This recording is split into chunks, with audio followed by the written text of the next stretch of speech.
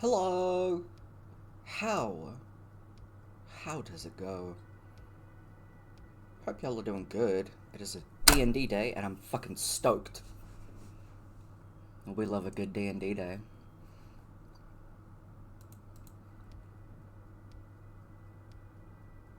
There we go. Now it's playing. I accidentally paused it. Oh, I hit the spacebar, that's why. Good start. But anyway, hey, hi, what's up? Immediately, I realized that my vision is fucking bullshit.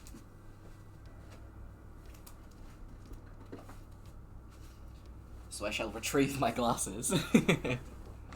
Glasses retrieved. Alright. Chuck these bad boys on. Hoping they don't fog up because I have just had a shower. I say as they immediately fog up. Sick. But I hope y'all are doing well. It is a D&D Saturday. I'm very excited. I will say, unfortunately, due to my density,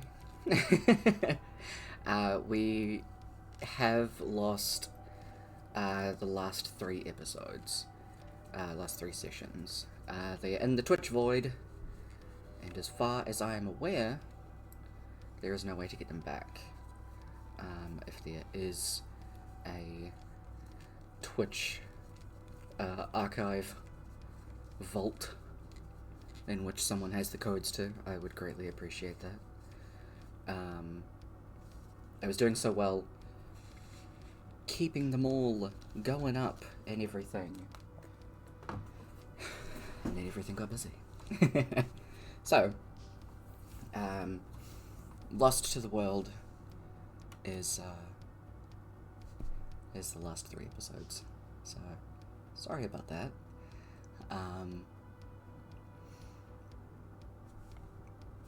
This episode, though, will be a lot of fun. I'm excited. It has taken 3 weeks for me to... I think it's actually been 4. Sorry. It's been 4 months. Not 4 months. 4 weeks. Since I... gave Kev his new Warlock Pact. And only this week did I give him said information on the pact. So that's completely my bad. But we shall have some very fun shenanigans to be had. But let's jump into everything so that we can get on to Dungeons and Dragons. Kev, you're correct. The music section is up and running. You'll see on screen what song is being played throughout the session, and a link to where all of the carefully curated playlists are in the About Me section in Twitch, labelled D&D Spotify Music. It has all of the links to where the artists have let us use their music, copyright free, at least on Twitch. It does get a little bit finicky on the YouTubes, but I don't know, I'm not making money off YouTube. Fuck off. YouTube can fuck off, by the way. You're welcome to stay. I do rules differently. If you want to know what those are, at any point you can type in !D&D to get a Google Doc with all of those rules. I don't recap them every time, only at the start of the campaign. We've been building tension for the dramatic reveal. You're correct. The dramatics. I'm all about that shit. If you couldn't tell. To see the artists of the maps, you can type in !D&D maps and you'll get the Patreon links to their reclusive cartographer and Gold Adventure maps. !End of Latov, which is the title of this campaign, will give you the little synopsis about what this game's about. Give you the little teaser that I gave to the players before we started. Little hook, I guess, rather than a synopsis. Moobot will pop in every now and again to remind y'all about channel point inspiration. If you think a player's doing something cool, they said something that gave you the ha-has, or you see their character in the rotation and you think, Smash. Feel free to give them an inspiration point. That is up to you. This does extend to NPCs that are on the player's side. Players that are watching cannot give themselves inspiration, and players have a maximum of 5 inspiration points each. Enunciation is important before they're at their cap. So if you give someone an inspiration point and they're already at their max, then you can either have your channel points refunded, or you can gift it to somebody else. Up to you. Dramatic reveal. I have summoned thee. Smash! Don't smash Carver, he's fragile. That's alright, he'll just retreat into a shell. And play Whack-a-Turtle. We take a break around 7 PM, which is about halfway point, which is, I believe, about 2 AM for the Americas. For about 30 minutes, just to get some food, have a stretch, and do all those things. And also, as I'm the DM, like it says in the pinned message, I don't look at chat once I start actually running the game.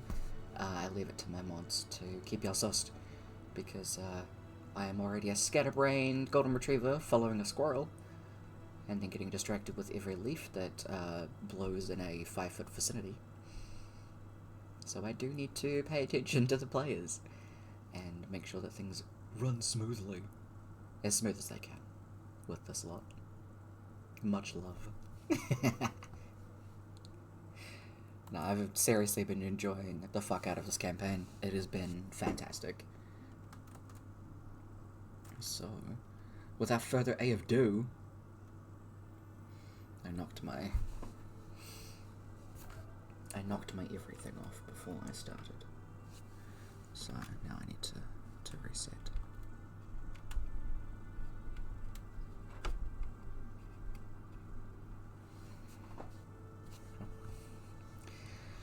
Let's get into it. I should probably undeafen. I forgot to undeafen. Hello! Hiya. Woo! It's muted. Hello. Oh. You got Welcome. that ambient lighting, Brooke? Let's fucking go! You like it? I was like, can I get pink? Yes. It's No, incredible. pink. I went to go put my other one in and realized it's a different screw thingy. No! So now I have to buy different ones. Ugh, can you at least return it? Well no, because I use one over there. Because I've got 3 light sockets in this room. No big one. And, that one's a screw one and the other 2 are, like, the bayonets. So I need a different one. Big Ruffs, I'm so sorry for your loss. You shall remain in darkness. Or that side of the room can remain in darkness. There's nothing really that important on that side anyway. It's fine. Close. That's fine. Yeah. Where is the thing I'm looking for?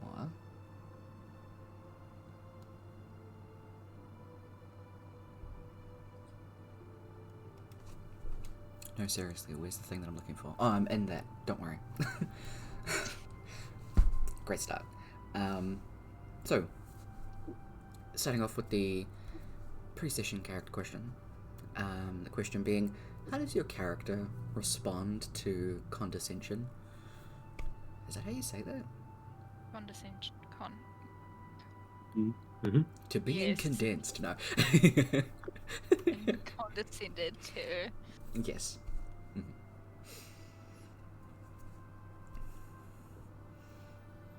Harper would basically just ignore it and keep talking. I like that.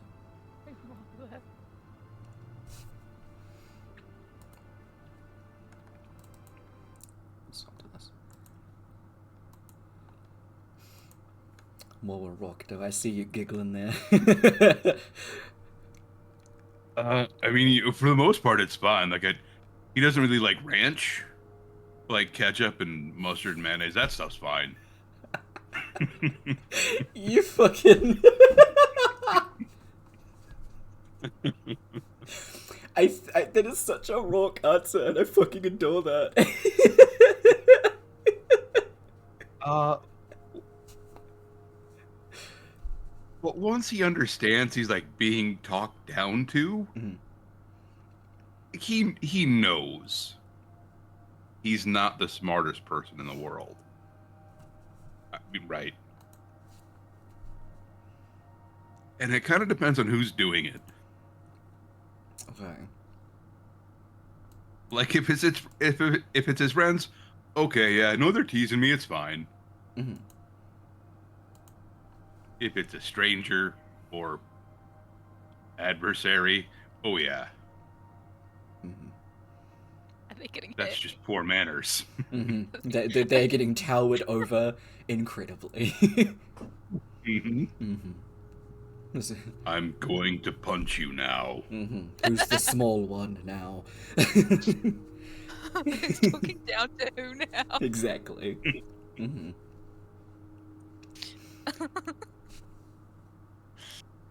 Good champ. If Amora realized she was being talked down to, she would do it back, but in a very subtle way. Mm-hmm. And then, like, right, if she knows the person and they're doing it to her, she'd jab them in a place that would hurt the most. But if it's like a random kid, she'd just be like, whatever, Mm-hmm. child. Okay. Sure. Yeah. Good luck. I hurt my own feelings more, okay? It's fine. Mm-hmm. Yeah. Oh. Doing it back is always fun, though. Mm-hmm. I feel like Cliff would just laugh, but once it got to like a certain threshold of like condescending, if they're like condescending him, he's like, sure. If they're condescending like someone in the party that he's really close to,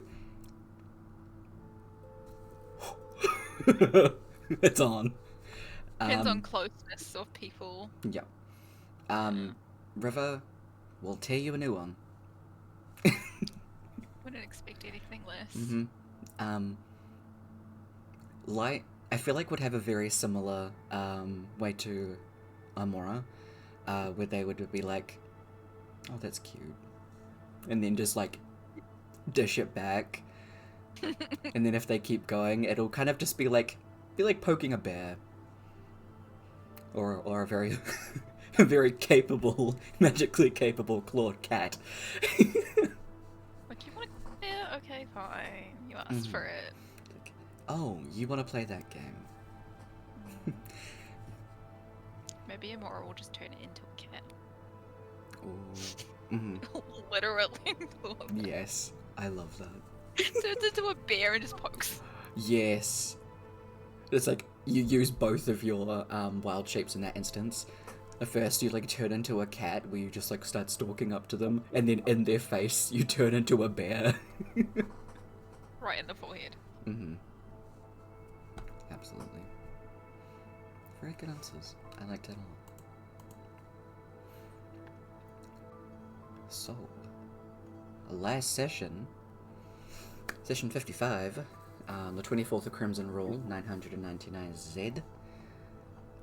Y'all had an interesting time. I was having a read over the session notes at work yesterday while I was doing planning.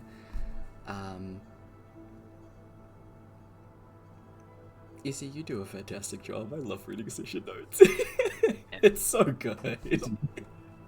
Like, when Good. are the session notes out? Mm. It's almost always the Friday night. Nice. I forgot to like highlight which part that I read that cracked me up so fucking hard. Do you remember what it was about? I don't. Cliff suggesting sucking the river sticks out of Carver's ears like snake venom. That was really good, actually. It was probably that because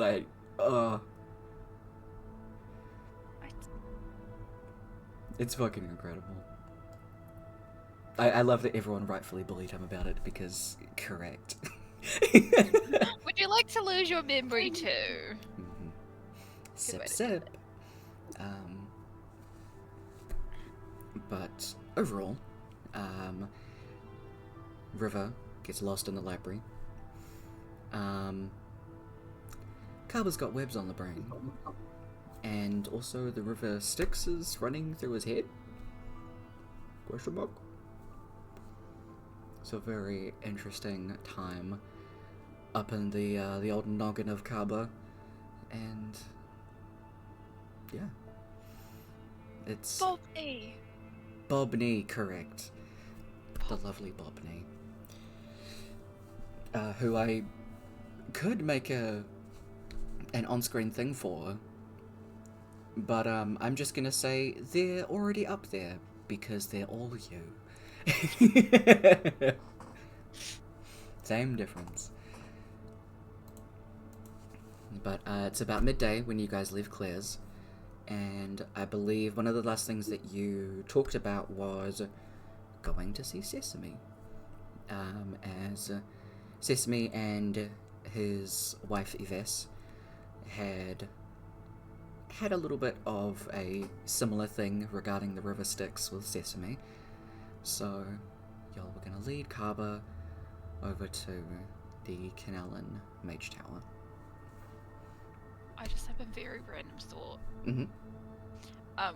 Do you think if Carver ever becomes aware of Bobney in his head, he'll ever have conversations where Bobney changes into different people and then Carver just talks?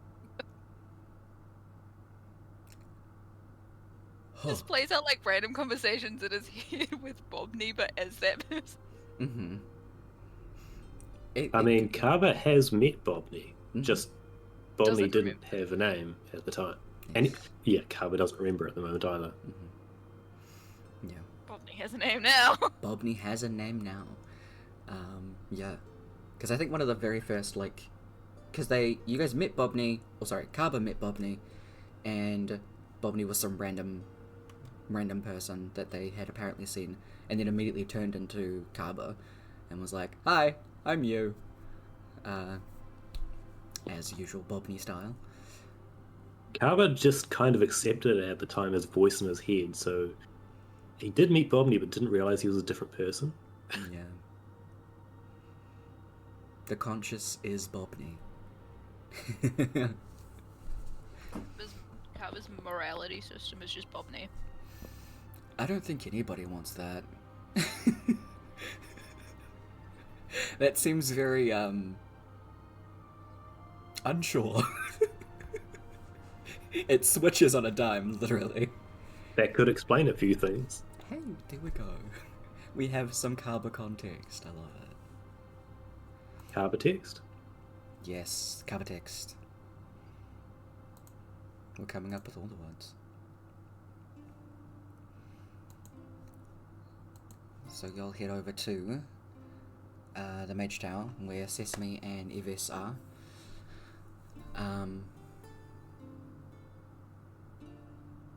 Yves is the one that opens up the door.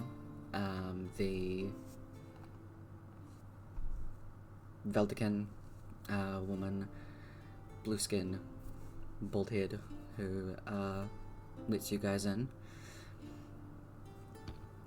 How's everything going?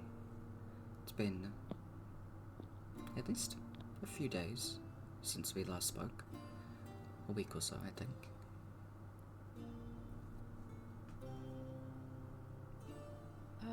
You remember Carver? Yes. Hi, Yeah, he Carver. doesn't remember you. Oh. Or anybody else, really. I think Carver's also just standing off the side, like picking up a flower, just looking at it, like a little dandelion off the ground. Wow. Mm-hmm. Mm-hmm. Huh. Yep. Okay.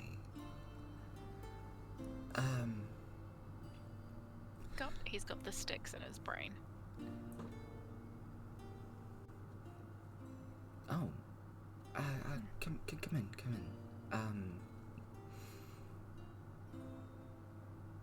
Honey, come downstairs, please. You're just clopping heavy footsteps as Minotaur Man Sesame takes a spiral staircase down to the floor that you guys are on. he's looking a lot better. Some of the patches where his fur kind of got singed off from the abyss has grown back fairly well. He greets you all, and Evie starts to put on some tea, just having idle conversation about Cubba forgetting and the river Styx in his brain. Forget the changeling. Oh, and a changeling. That's... Yeah, the name's Bobney. Did you say my name's Bobby? No. Okay, nice to meet you again. Your name's Franklin. Yeah, that makes more sense. I feel like on instinct when that happens, Kaba's fingers like twitch to his pocket of gold. Yeah. I love Like, that. I don't know why I'm doing this. Mm-hmm.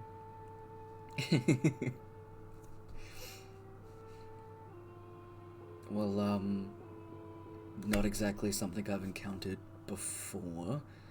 I believe that Aegis and Fru at the reliquaries are doing some more research into the river Styx at this time, and with their own vast amount of knowledge, they'd probably be able to help you out a bit better. As Yves has kind of taken a step away from the reliquaries to aid in my memories coming back. They're going well? Slowly getting there. The albums and such that we have around the house are certainly a massive help. And regarding the position of Archmage, I believe that my magic is being stabilized to a pretty decent amount, so I should be able to be back up at full potential pretty soon. That's handy. Yes, especially with everything happening with the sky and everything else.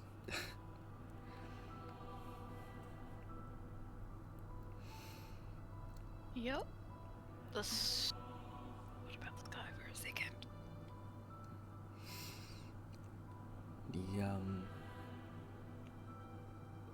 Unfortunately, with my magic not being as reliable as of current, I would offer to take you to Moorstone. However, I don't want there to be any complications. Mostly for your safety, and especially your friend's safety here with his already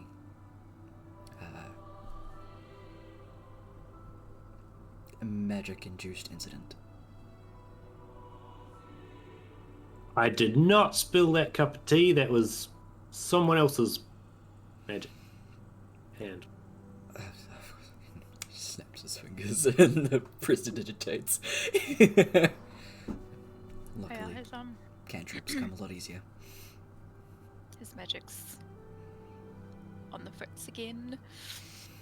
At least he's not casting a rogue fireball. That is very useful for everyone involved in a very near radius. I don't even know if he knows it.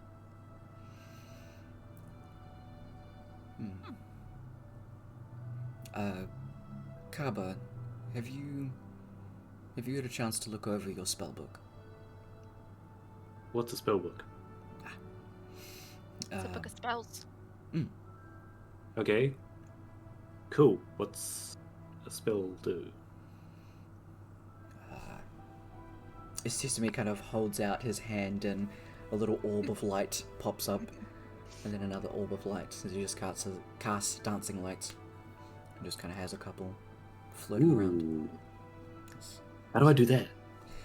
Well, do you have a book of any kind in your pouch there? book. That's the thing with the paper. Mhm. Somehow I know what paper is. Claire did while point I'm out opening up his which sheet. books you got. He'll shuffle through his thing Mhm. It's not and the wrong one. pull out the Nim's book. Avery's Nim's book. Okay. Because it's the first one I saw looking down my list. Fair enough, fair enough. I was gonna say to roll for it, so that works. What else do you have in there? Book-wise. He'll put the green dragon tooth back in the bag after a sigh. We can He will- revisit that one. Okay, he'll pull that, put it on the table.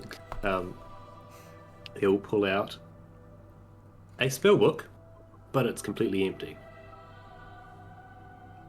Well, that's a good start. You have more... Then another book, which is the beach book.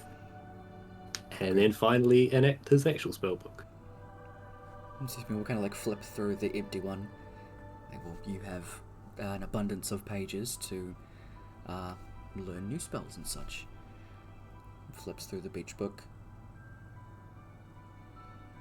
Okay. Flips through the other book that has spells. Okay. Yeah, do you want to roll for him to read out of his handwriting? Because it's his original spell book. Oh, true. Okay, you rolled pretty well. Squints. Still keeps to the, oh, okay, answers. And...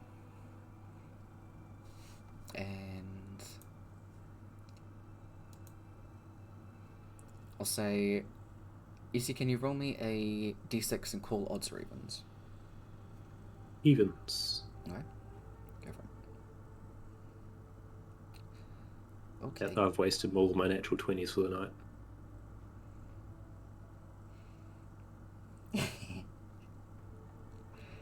So? He opens up the beach book to where all of the cantrips are, and then starts to kind of look through to try and find like dancing lights or any kind of very base level cantrip. And then actually begins to read some of them.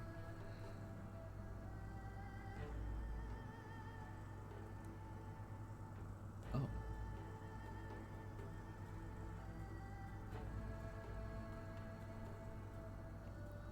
Turns to the twins.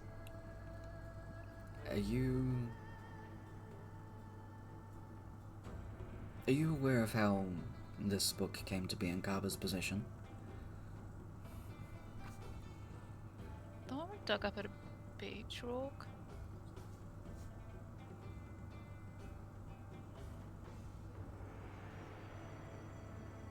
That might have been the one.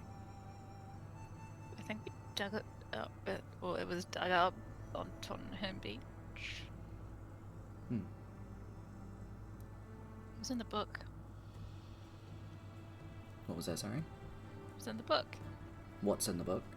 No, it was in the book. Oh, okay, sorry. I missed the very first word, which was the Yeah. key context. That was the key context. Yeah. Who is book? Where is book? No. Why is book? Oh god, we can't ask that. And whenever I was,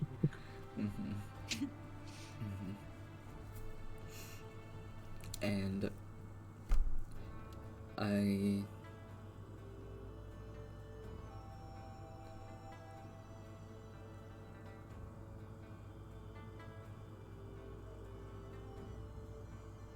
don't think I've come across a book being dug up on the beach.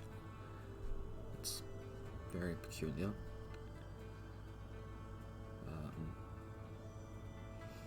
We'll close that book and open up Carper's actual spell book. This man is so sus of us now. He's like, what the fuck are these people doing? Keep in mind, he also doesn't know us well, because we got to know him before he forgot everything. So, luckily So we are he's the still one that kind of opened it. strangers to him. Exactly. He doesn't know that this magic isn't good. Probably doesn't remember. That's a good thing. Otherwise, we might be arrested right now. Yeah.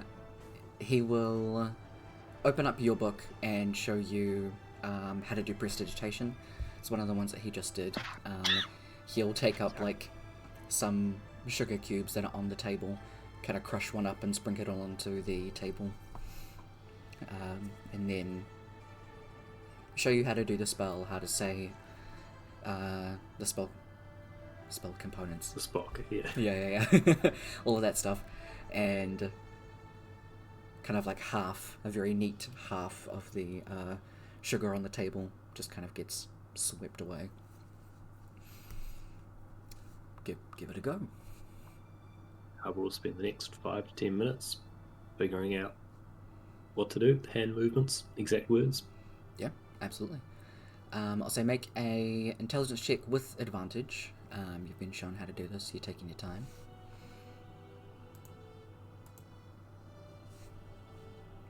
Nice. You relearn for the 3rd time, maybe. Maybe, yeah. Yeah. So that's definitely one that you have. I can clean things. Rock, I'm set for anything you might do. Good. It comes in really handy.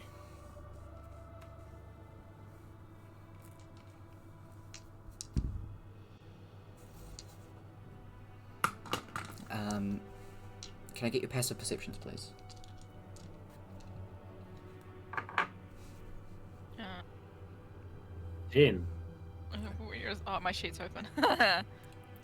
14. 14. Okay. We have the same twinsies. Twinsies. This is They're like real Barbara's 20.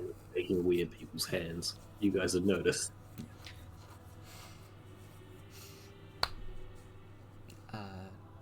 Don't worry about it. Yeah, passivism. I know. The insight. True. You take the skilled feat, and then you can just get a bunch. Is it skilled? I don't know. I don't know. I don't remember off the top of my head. Anyway.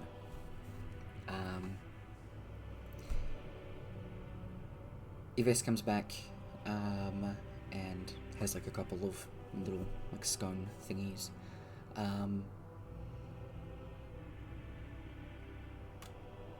The scrolls that I would use to return back and forth from the reliquaries base, I didn't really stock up on afterwards.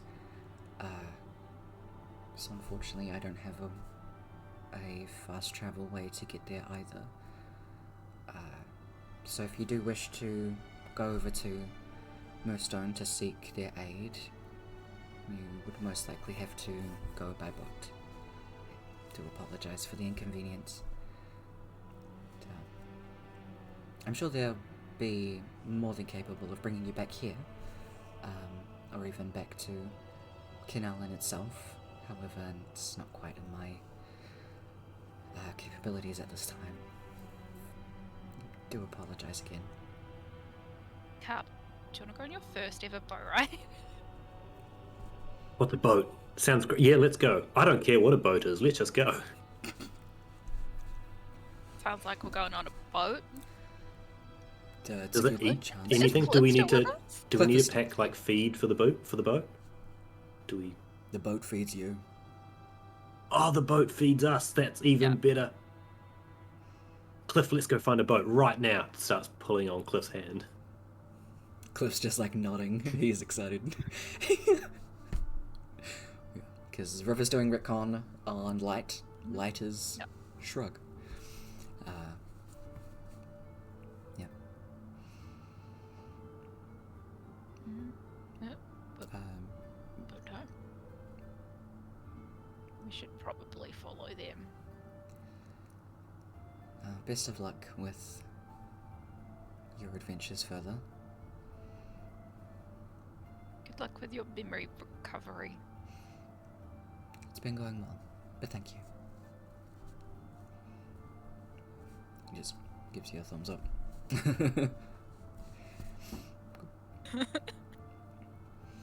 Sesame will show you guys out,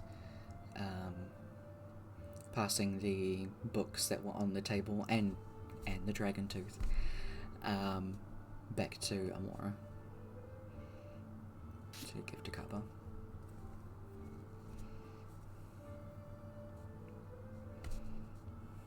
Yeah, she probably got. He's got one of it. He's got one of the bags. Yeah.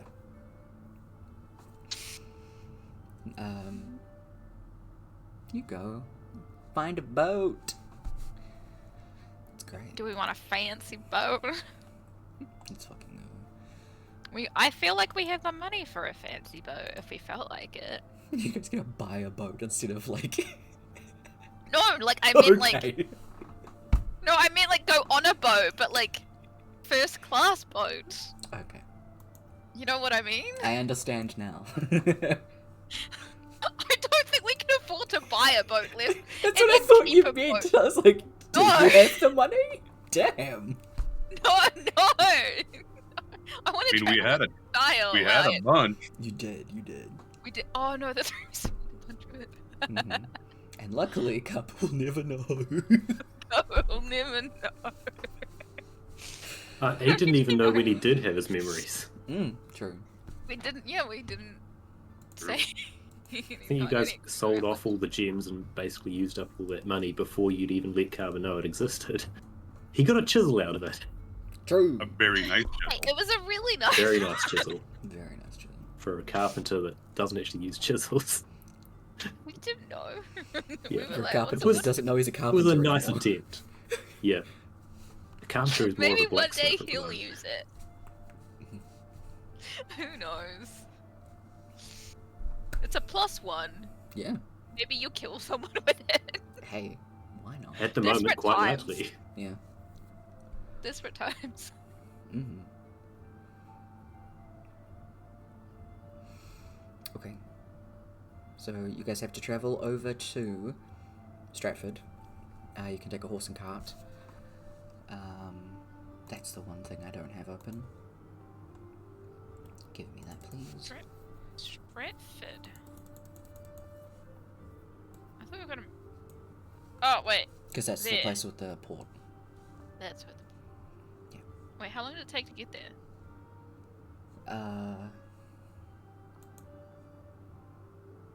Only like a couple of hours on horseback. And then you'd be going from Stratford to Northwich, which would take about 5 days, and then take a horse and cart to Northwich. Murstone, sorry. Which would be about, I'd say, 4.5 hours. You'd be going quite quickly. They have a path made specifically. So it'd only be 2 from Canellan to Stratford, though.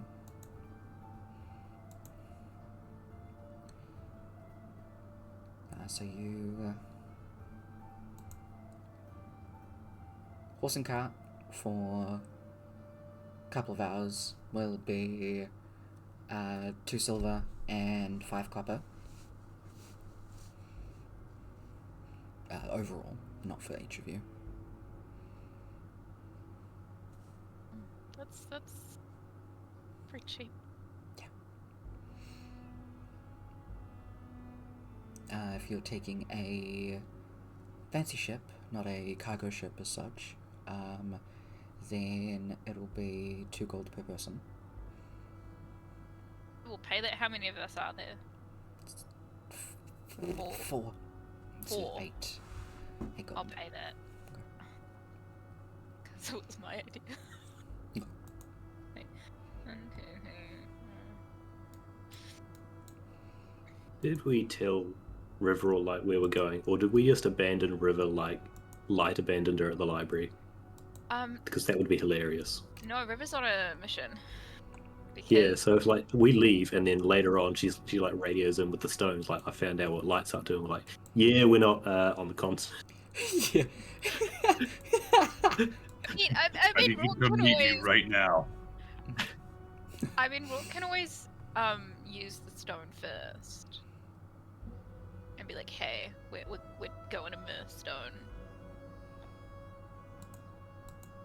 and Yeah. then River knows. Then I still think River has a use of their stone. Is that how it works? Each Yeah, person one a day. River hasn't used it Yeah. yet.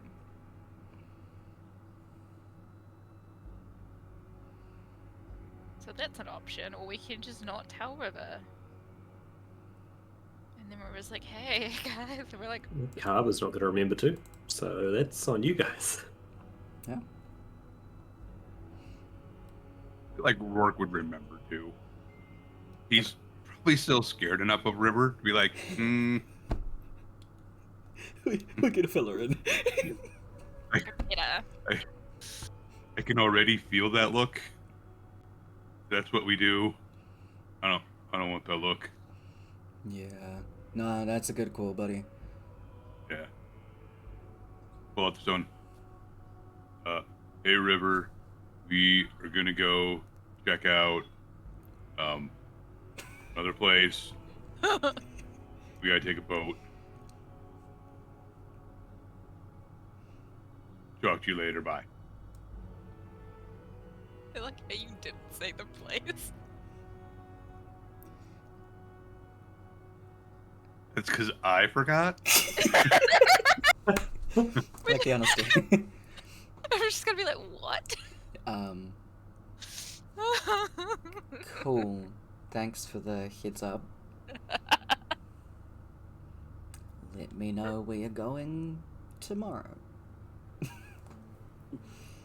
We've got 5 days on a boat. We've Crap. 5 days? Oh.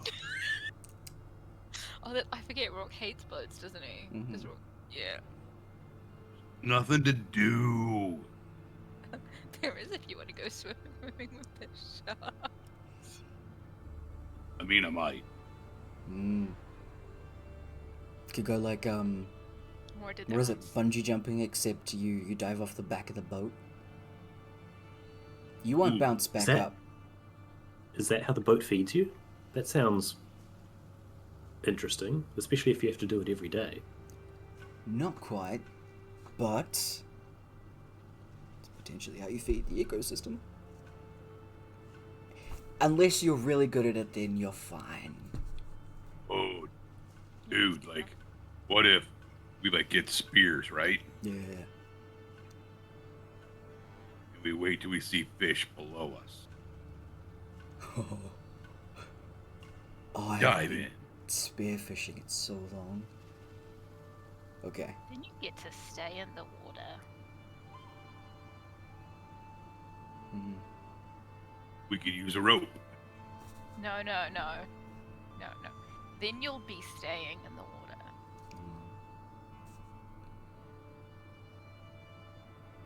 She just smiles sweetly at them.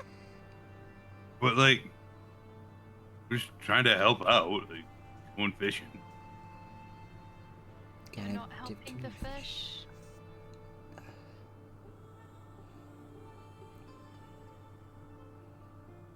Maybe they'll fish on the boat.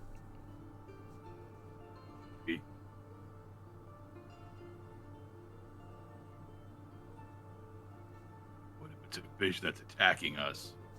That's fine. Okay. Okay.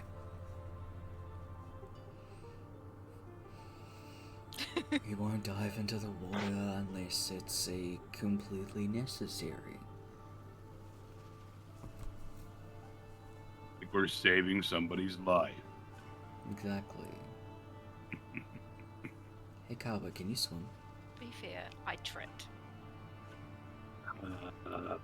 Let's try it.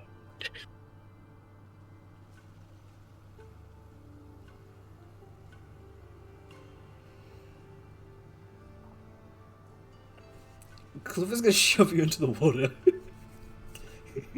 Are we on the boat right now? I'm gonna say yeah. At least on the docks. Harbour will go underwater. Mm-hmm. While he's underwater, he'll figure out the paddling round, but still not figure out that that a normal person isn't supposed to be able to hold their breath for a whole hour. So he'll just be down there for minutes on minutes on minutes. Mm-hmm. In the dark, where no one can see him, actually having figured it out. Mm-hmm. Hopefully panicking them. It is dark, in fact, as Cliff is standing there looking at the water where bubbles are rising. Can I push him in?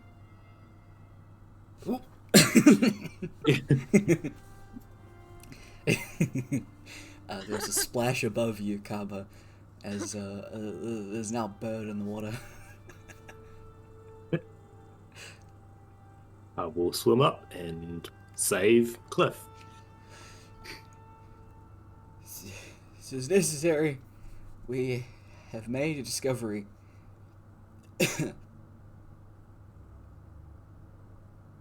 You hold on to water like nothing else I've ever seen. Is that the discovery? It's all in your feathers. Jeebus. Ew, I'm not really Definitely a not. duck bird. Definitely not water off a duck's back. Damn genetics. You became the wrong bird. Not by choice. Wait, Cliff, are there people like out there like you but look like ducks instead? Yeah, there's all kinds of Aarakocra. Wait, do you think they're like waterproof then? I'd say so. Oh, that's cool. A lot of them live in the airplane.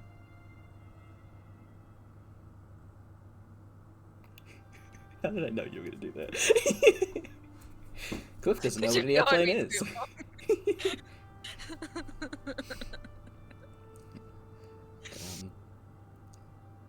As it turns out, similar to turtles can hold their breath very well. Do they breathe through their butts? You can ask Kaba that. Then Cliff will step back. He's gonna start shaking his feathers. Hey, Kaba. Yes? I've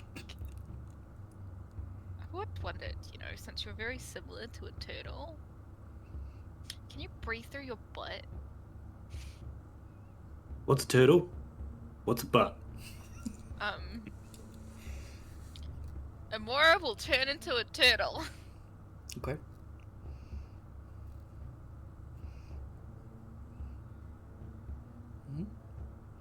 That is magical. He'll slowly lower you into the water. Just drop kick the turtle into the water. Slowly lower, not drop kick. Okay. Not shot put. If Kaba had half of his memories, he probably would have tossed it. You've got the toss me. Just skim the turtle. Gimli Mora. Mm-hmm. She can't breathe in the water in wild shape yet. Kaba doesn't know this. He thinks he's watching a turtle swim around. She also doesn't have a swim speed. Does she have a swim speed? Not yet. She doesn't have a swim speed, so she just sinks. Semi-sinks. I mean, I assume turtles are heavier than water. I don't know. I don't know that much about turtles. They can swim. She just stagnates on the Oh my god. starts to flip over. Is the thing where it's like under a jet and they just keep flipping? Amora is now upside down in the water in turtle form. Fucking nails down next to the water. Kaba doesn't see anything wrong. He still hasn't come to the conclusion that that everyone has to hold their breath for less than an hour. Cliff turns this spear around, so it has the butt end. Kind of flips Amora back over.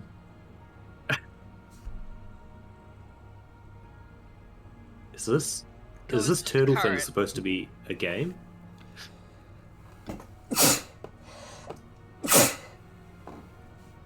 I don't think so. I don't know many druids. What's a I druid? mean, I did throw her once. Well, a couple times. Oh! Can we? I mean, I got pretty good distance. Cabral, pick Toodlemore up, hand it to Rourke. I want to watch. Well, we were underwater. Because everyone else has pushed Carver and then Cliff in, Carver's going to try and push Rourke in to follow through with that. Okay. We're gonna get a strict check for this, and we're gonna dex save from. I'm going to burn an inspiration on that. Sure thing. There we go. Nice.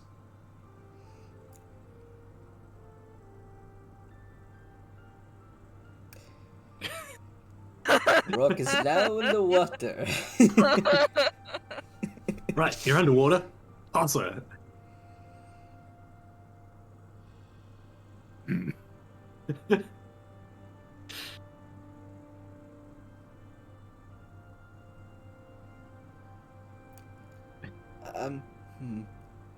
Can you end your wild shape at any time you want, or are you Yeah. just playing along? Okay, cool. Yeah, I can end it at any time. I'm just wanting to see how far they'll go. Because, like, you know, you can toss her. She can't get back. Unless she As a turtle. Unless as a turtle, like, I can get back. But I just want to see what happens. I want to see how far you can dodge her. I feel like she might get angry at me if I do.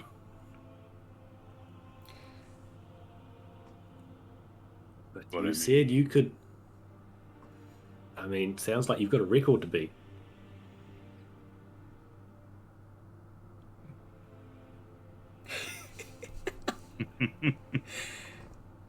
Hell yes.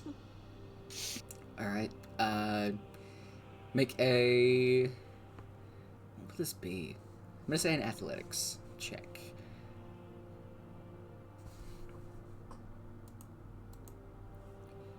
Okay. You get some good distance. You are kind of like shot putting her.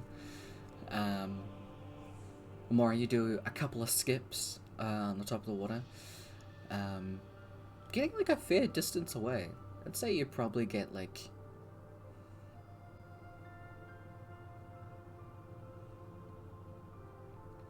Sure, we'll say like 40 feet away from the docks. Just kind of like skipping. I start sinking. Can I just let myself start sinking? Sure. Cool. What is your constitution? Modifier. Modifier? Yep. 2. Okay. You have 2 minutes till you start drowning. Okay, cool. No, sorry, 3. It's whatever your con is plus 1. Okay, cool. Cool. They don't know this. Yeah, con mod plus 1. Cool.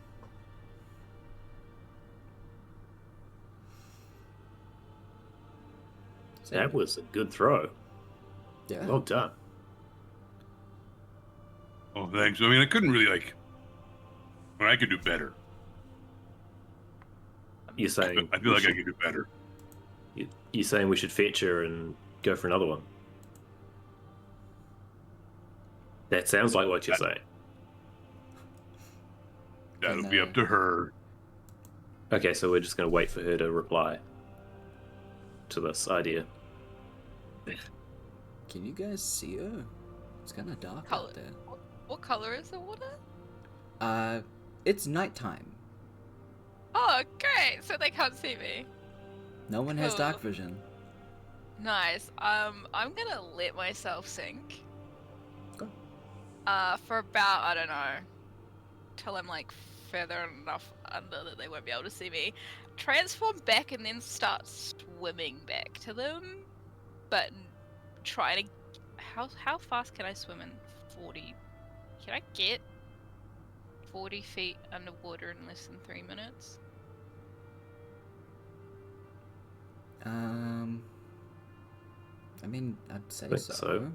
Because you're letting yourself sink for probably like a minute, also. Yeah, 40 feet is like 13 meters. it's not that far, is it? It's not incredibly far. Okay, And you are cool. moving half your speed, though. Which is 15. Yeah, and then if you dash swim... Yeah, you'd be fine. Cool. Is Rock still in the water? Is Rourke still in the water? Cool. I'm gonna swim until I find Rourke's legs, and then I'm going to pinch them. Okay. Can you see? No. Cool. I'm going to try and go that way and do this. And Okay. probably fail. You know what? The rest of us will take a boat and we'll find a Mora at the other side. Yeah, exactly. And Mora starts swimming the wrong way. See, that's the thing. Can I get you to roll a d4, please? You're probably also slightly spun around from the whole throw, slightly dizzy from it. Probably. There's a 2. Okay. You swim for 2 Some minutes in a direction.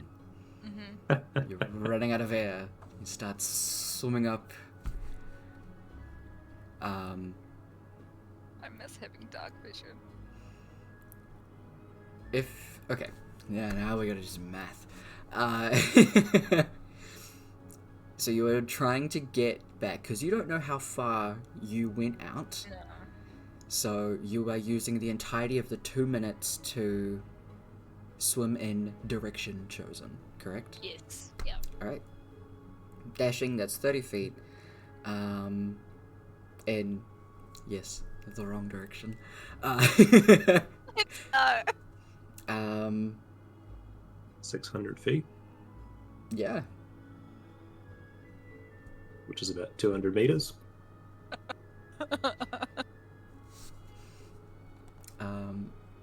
So let's... So you were here. Damn, Rourke, what a toss. You swum like out here. Like out this way.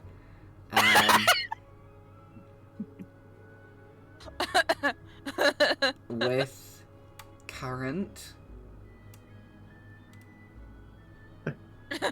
You're now You- over here. Yeah, you start...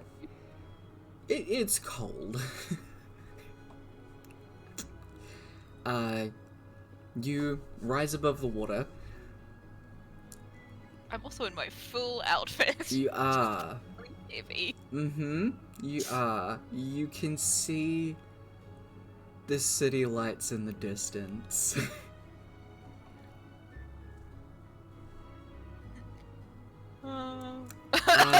Yeah.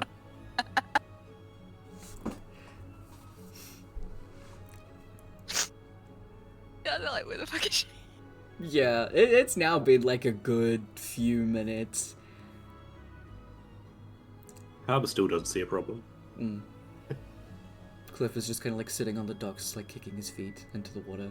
Just like, They're just not worried at this point, apparently. We're waiting for your reply to the question on whether we should toss you again. Considering I buddy, would have been able to reply anyway. Like, she should be back already, right? yes, she should. I'd be in so much trouble. That must have been a truly amazing throw. I didn't throw her that hard. I mean, I don't think. Uh, Do you She's think? just a very good swimmer. Do you think, like, halfway through the throw, a bird grabbed her? I've seen them do that while we were walking around town. Man, Just that- other small things, so... I mean, she can turn back when she wants. So Do you think she's abandoned us? No. She'd come back and yell at us first. Yeah. Oh, Mom and Dad are gonna be so mad.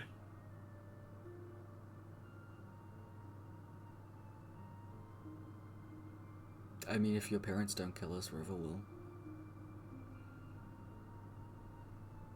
Oh man, and Light. I don't want to be electrocuted. That's one quick way to cook a bird. We're gonna get the disappointed talk. Not again.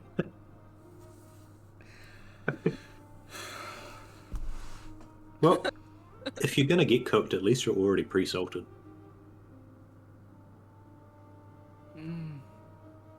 Yeah, I mean, he kind of slides into the water.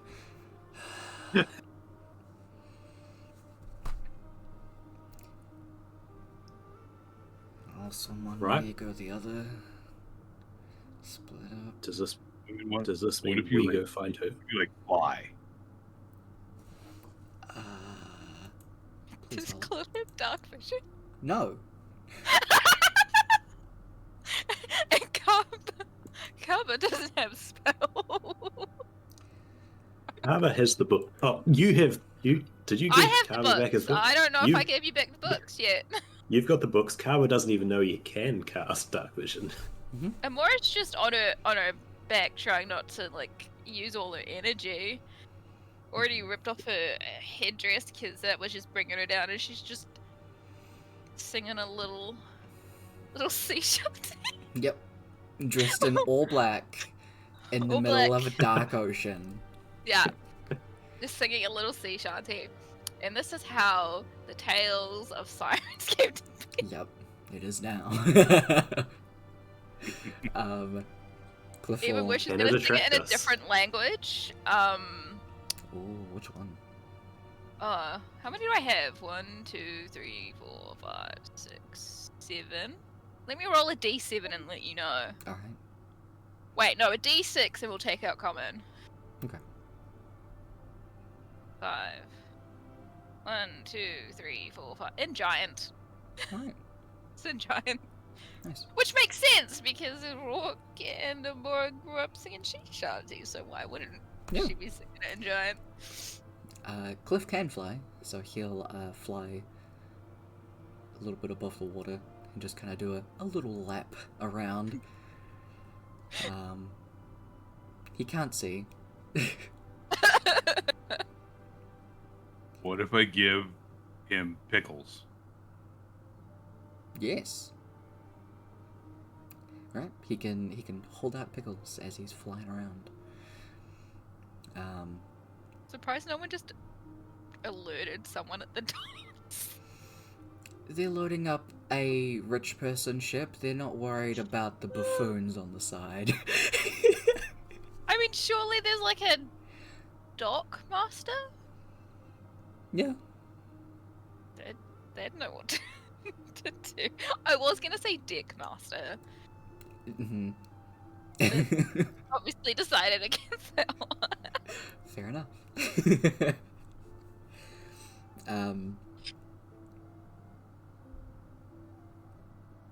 Amora, you are floating on your back.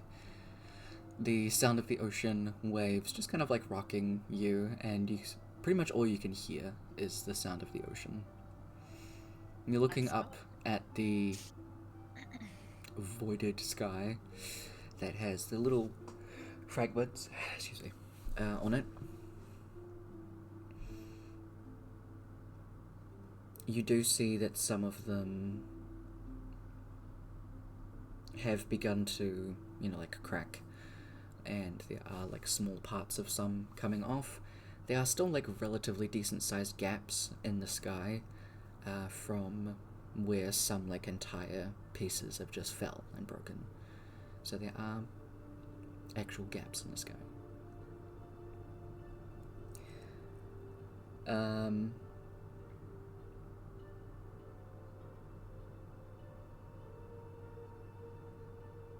Ece and Kev, can you guys, in secrets, message me a number between 1 and 100?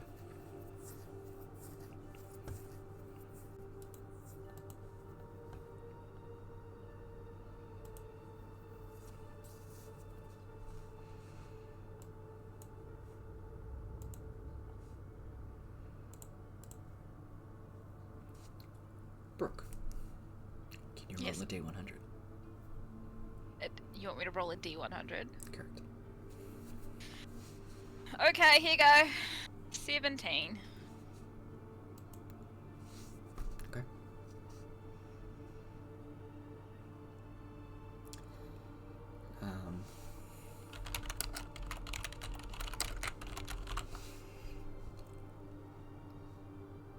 You do see a fragment that has like a few holes in it come loose and fall.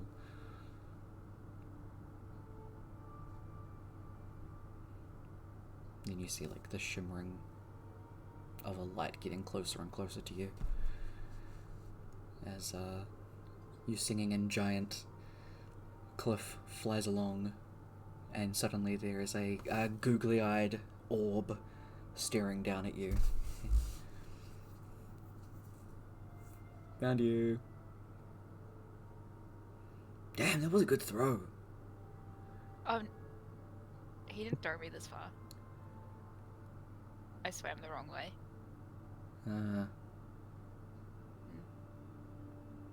Okay. Hold on to my foot. Okay. And Cliff starts flying back, dragging you along by his foot. You're not being waterboarded, but it's close. It's a similar feeling. And this is how Latov invented windsurfing. Exactly. Or kite surfing. Cliff surfing. Pirates and kite surfing all in one hour. Yep. Yeah. You see Cliff coming back around as he flies up. Amora still holding on, and actually, Amora, you land on your feet on the actual dock itself before Cliff lands and gives Pickles back. I thought you meant actual pickle. Yeah. Cliff flying around with like a jar of pickles. Yeah, they're bioluminescent. And I was very It's- confused because It's kind of like a divining rod. When you, I was like, what? instead of water, if you're over top of a drowned rat, it dips slightly. I forgot we needed light or pickle. Mhm. If you use like a pickle to like detect things, it'll attract you to the nearest bobney. Or if it's the last one in the jar, it'll also work on the nearest goblin to replace its fellows. Correct.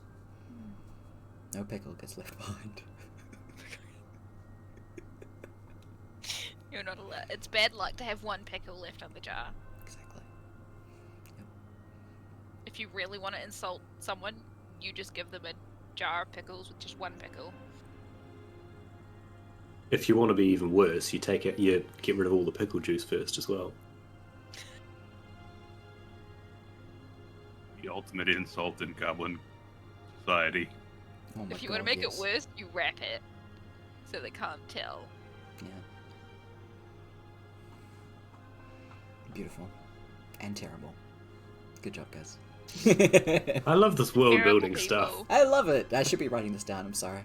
I'm gonna put this in the new planet. Extensive goblin lore. You were all drenched in seawater. It is dark. It is cold. As they are loading up the last few people onto the fancy ship. We can't cover dry us, guys. Have you done that before? Try you. I can clean you. Oh, that's right, you cleaned, not drying. Drying would be very helpful right now.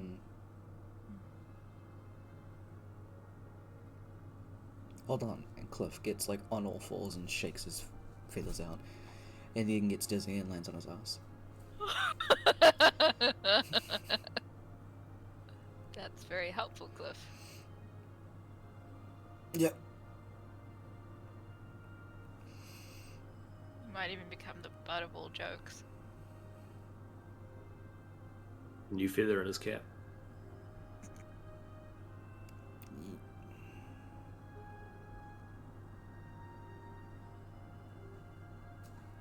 I was gonna try and make like an insult joke because you were just in the water, but I can't think of one.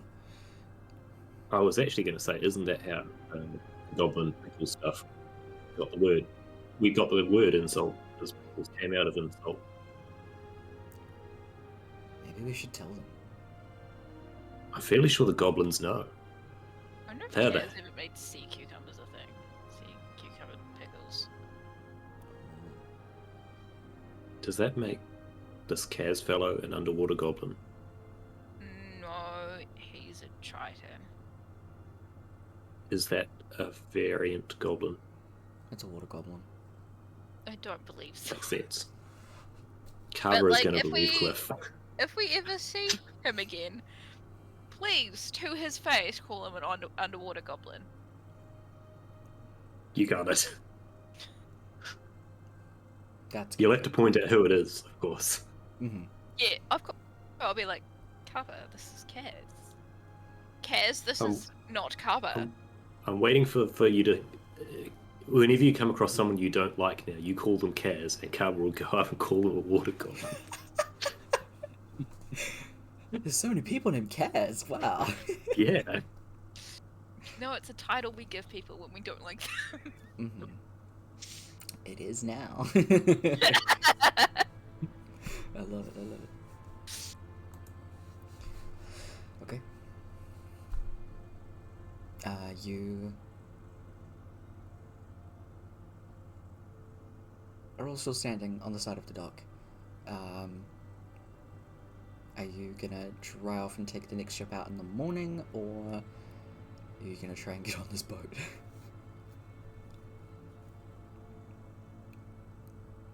I get on this boat. Okay. I'll like squish out like robe, and then try. You all wander up to the fairly fancy ship. This would be the instance where you pay, and the person who's kind of like leading people up onto the ship itself just kind of turns to you and then goes, "Oh, the cargo ships will be here in the morning." If I wanted to take a cargo ship in the morning, I'd take a cargo ship in the morning. We cannot allow just anybody onto these ships. May need some different, undrenched attire.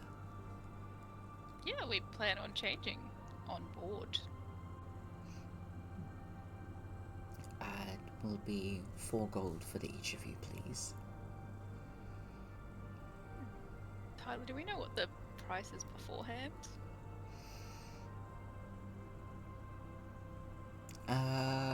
Give me an intelligence check. Just straight intelligence? Just straight intelligence. Damn you! Nat 20 on the wrong side! You know what, I'm gonna take that 9 because it'll be funny. You will pay an extra 8 gold on top of the 8 gold you've already taken off. Sure. I don't know any different. Yeah. I mean, this ship is fancier than the cargo ships you've normally taken, so...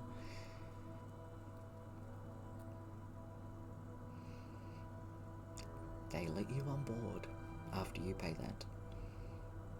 You know, they really should be nicer to people. I say as we're walking on. I don't know, it kind of checks out for these kind of people. What do you He just pocketed the extra gold.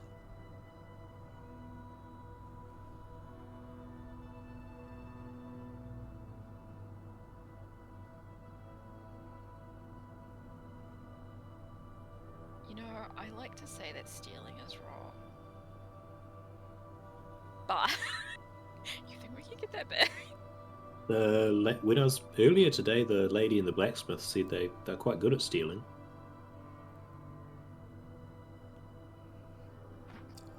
It like Tyler, it takes Cliff a few seconds.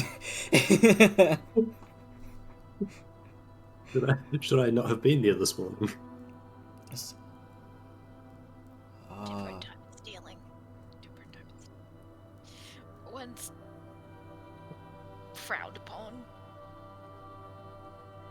It's only an extra handful of gold. I mean, I'll guarantee we'll come across some more.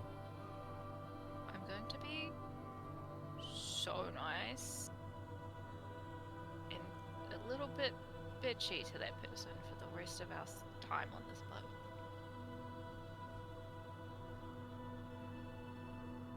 Okay. Or just really nice. It depends if it messes with them in the right way.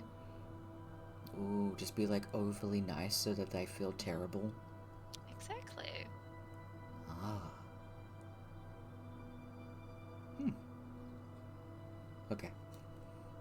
But only to people who deserve it. Damn. You and River are very, very different. I mean, would you really want another river?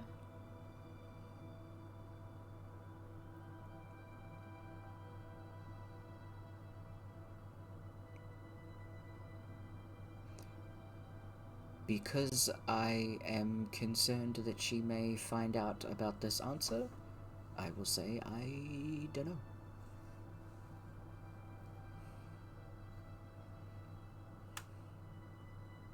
It's okay, Cliff. We only need one river.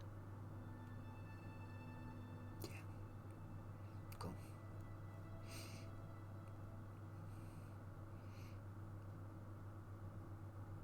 Let's go walk around the boat, Carver. Yeah, boat. Show me how it feeds people. Sure.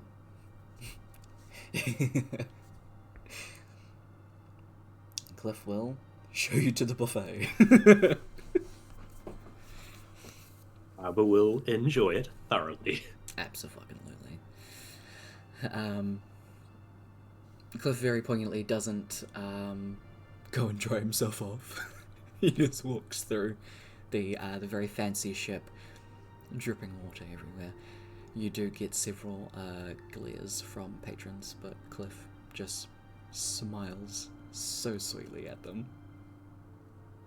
Abel will give a little wave at everyone as well. Introduce himself to a half dozen people. Mm-hmm. Please say it's different names every single time.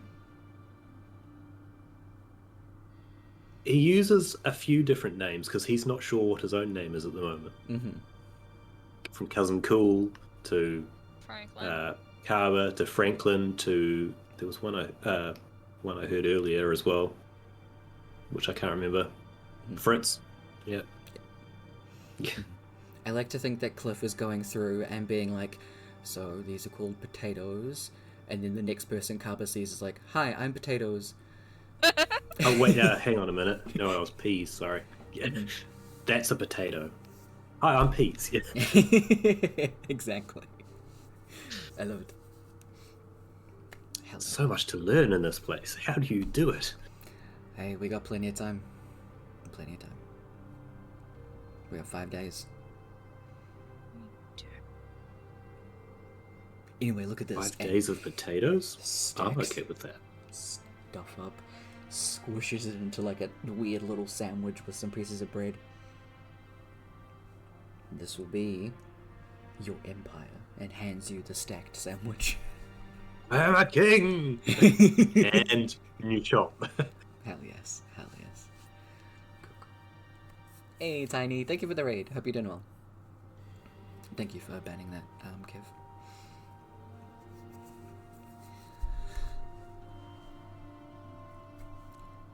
Everybody, well, those that want to, anyway, go and get changed from their ocean-soaked clothes.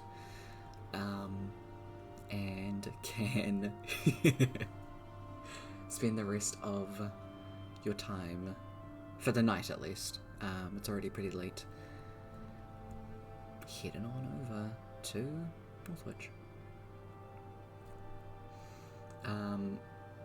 I do have to set something up, so what we'll do is we'll take our break now, and if there's any stuff that you want to do while you're on the ship, let me know, and we can go from there, have a think while we have our break, and we'll come back at 7. So we'll come back at 7 and 2. But I'll catch y'all back in a little bit. Have good.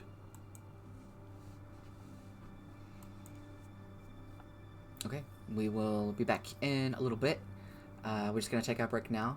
I hope you're doing well, Tiny. We'll give you a shout out. What were you doing? Were you doing the D&Ds tonight? Ooh, Stardew Valley, good shit. I hope your Stardew is going well. For those of y'all that don't know, Tiny is a part of the International Council, an unofficial stream team that I am also a part of. And Tiny has an absolutely incredible drow PNG tuber. Very cool as hell. I'll take my camera off. But please do check out Tiny. They're lovely. And I will catch y'all back in a little bit. Catch you soon.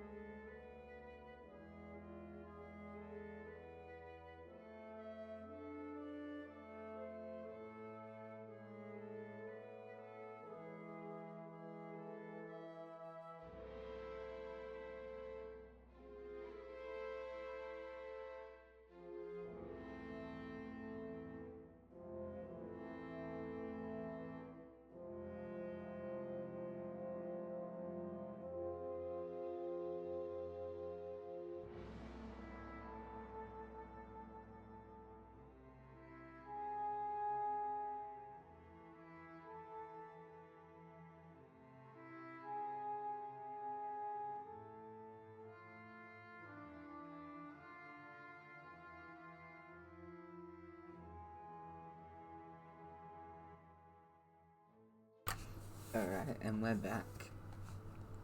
Let's jump back on with everybody and continue playing. Okay. Back into it. So. Y'all are on a boat.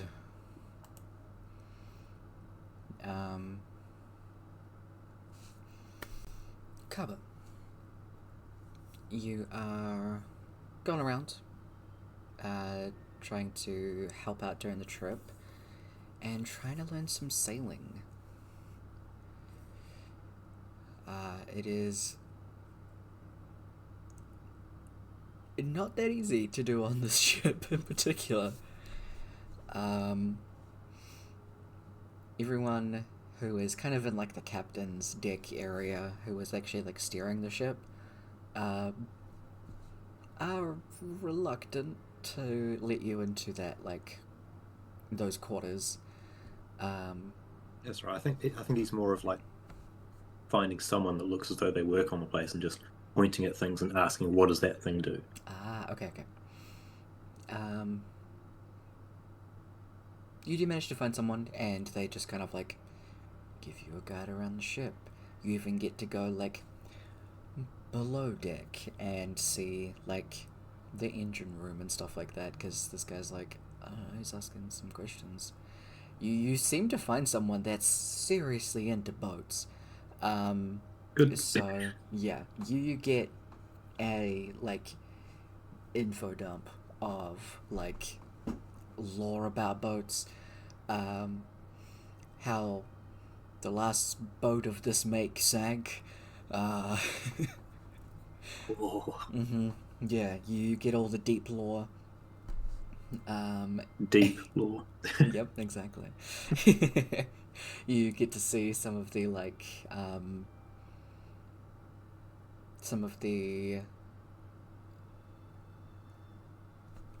higher up parts where you can climb like some of the sails.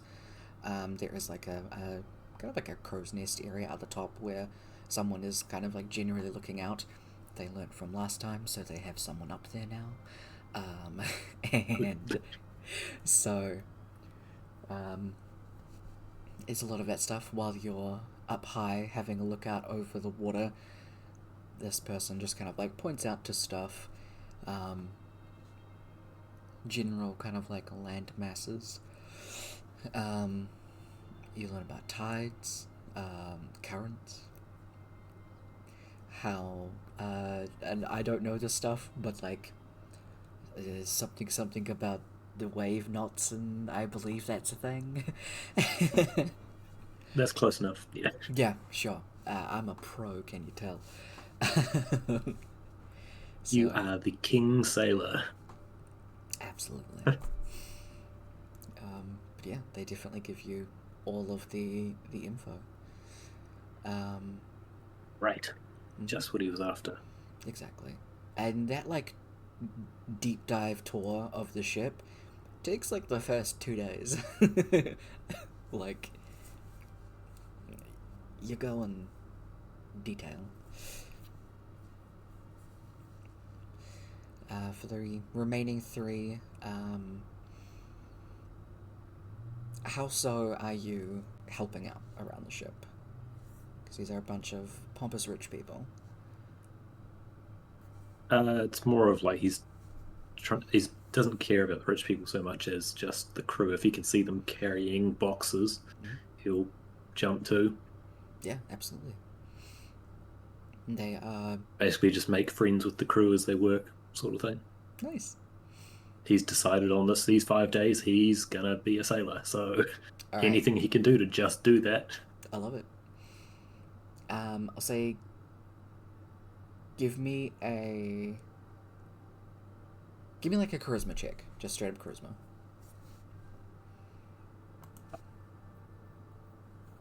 Oh. Nice. On one of the days that you are helping out, it's probably like your 4th day. Excuse me. You are going around about the ship. I see someone climbing down from that, like,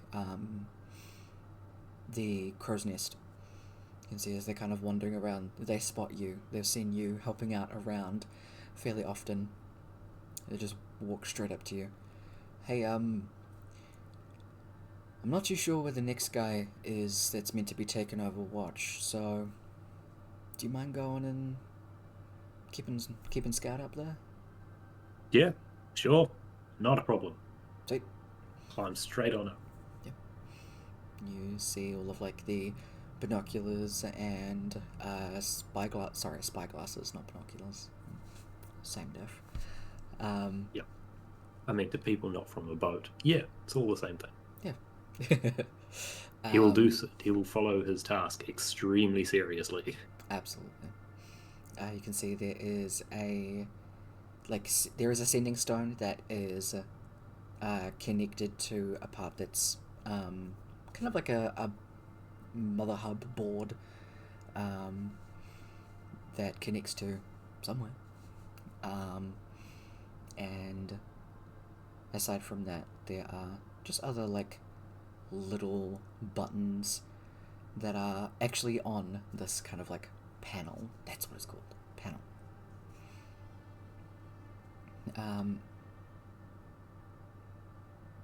You have...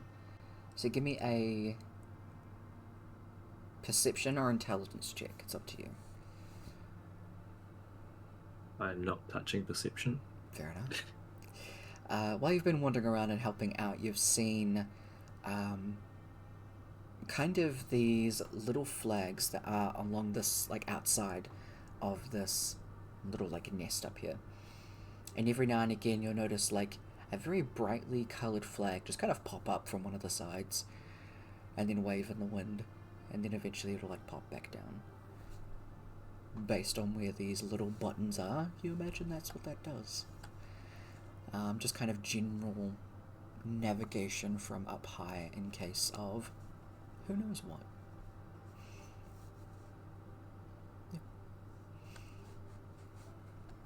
Yeah. You are up here for probably about 2 hours. Damn, that guy must have been hiding in the toilet. Mm-hmm. Hidden at the right of the back of the ship. Yeah. As you're up there for a very long time, I'll say you can do an investigation check instead of perception, because you are taking your time scouring across the landscape. I'm going to burn inspiration. Sure. Because I happen to have more.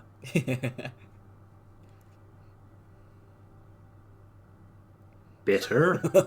Better on one side, that's for sure. Yep. Keeping a lookout, you can see that you are fairly close to Northwich. Probably only, like, it'll be a little under another day.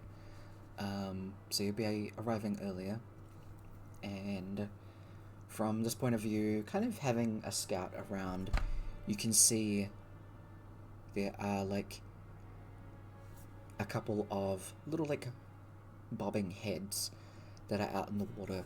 As you, like, look out, you can see there's probably, like, a group of 5 or 6, like, cyan-skinned people with, like, very, like, white hair, varying, like, lengths, varying ages from what you can see. And they're just kind of, like, watching the ship go by. They don't look like they're panicking or anything. No. One of them does look to be significantly older. The other 5 look to be a bit younger. But they all just kind of, like... Oh. He'll, with no idea whether they can spot him in the ship, he'll give them a wave. Okay. If they respond. You see one of them who's just, like, folding up a little piece of seaweed and, like, plaiting it. Is kind of, like, looking around and sees you and goes... Starts munching on the seaweed. Them some nice water goblins. They sure It's at this point that you're looking out over these water goblins that someone is climbing up the mast thing. I don't know. They're climbing the ladder to Nice. get to you. It is mast. As someone comes up there and is like,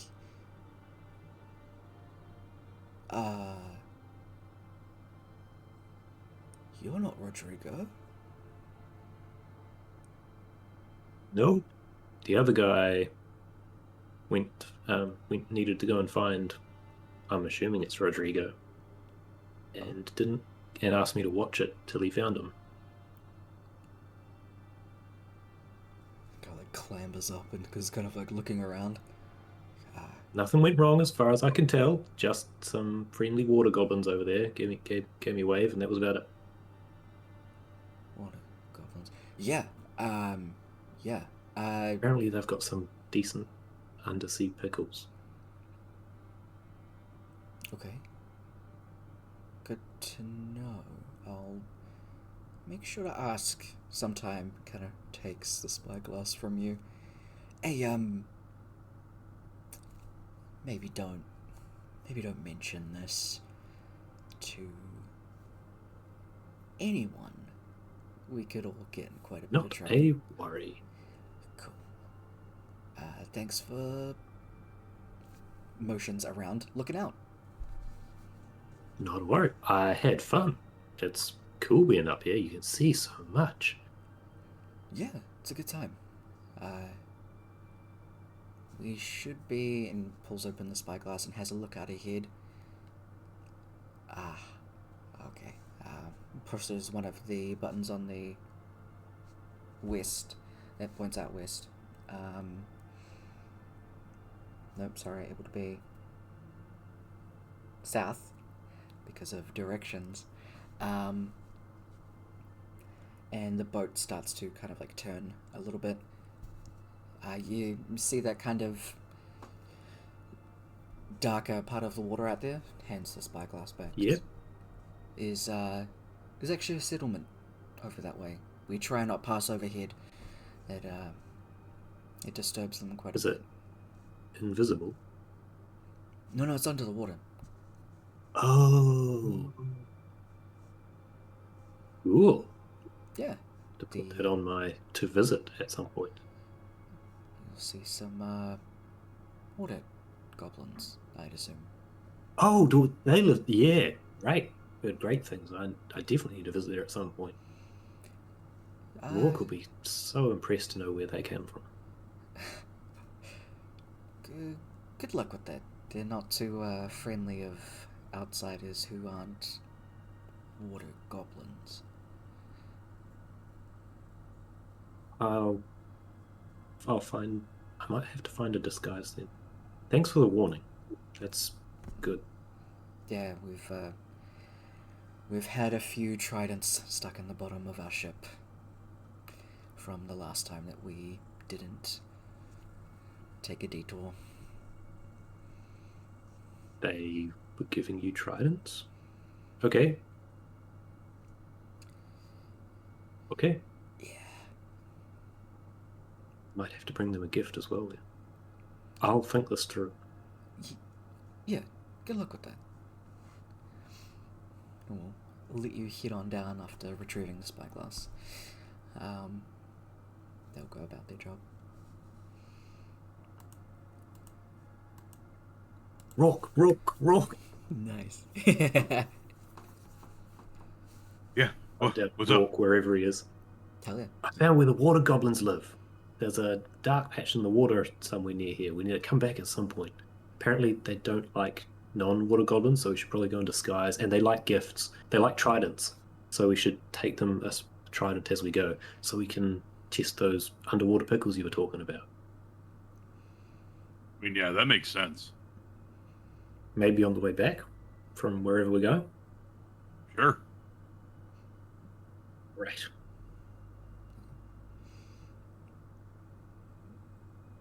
Judging on whereabouts you are, if Carver goes to show you where the darker patch of ocean is, You do recall that is where Kaz is from. It seems to be the temple. Oh, yeah. That is. We should buy some tridents. Yeah, apparently they love them. They give them out as well. It's like a gift-giving ceremony, I'm guessing. I mean, what's a trident if not a big fork?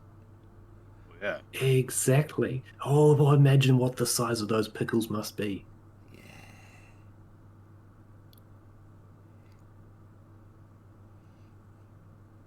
Big enough for a giant? Cliff will, like, pat you on the shoulder rock. Imagine the size of the jar needed to hold all those pickles.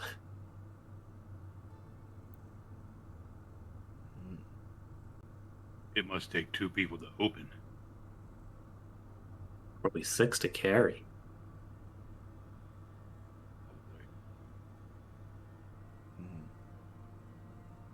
We'd have to get Light and River back to help us.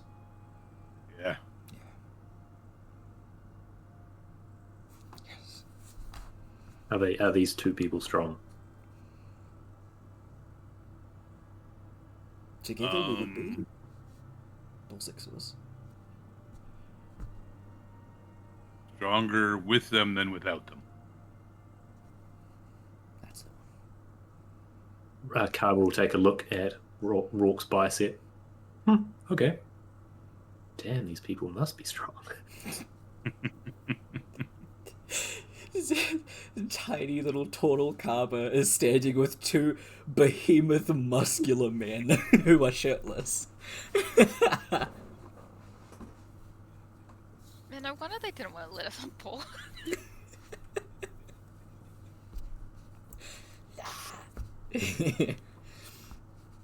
My god. Amora, on the 5 days on the ship, you are going around finding some of the incredibly bored children and teens. The teens, a lot of the time, they're just kind of like, so, we don't want to hang out with you. And then they'll go off and be spoiled brats somewhere else. Children, they're so happy to have a lovely, warm-hearted distraction. I will make them all flowers. Hell yes, and they absolutely adore it.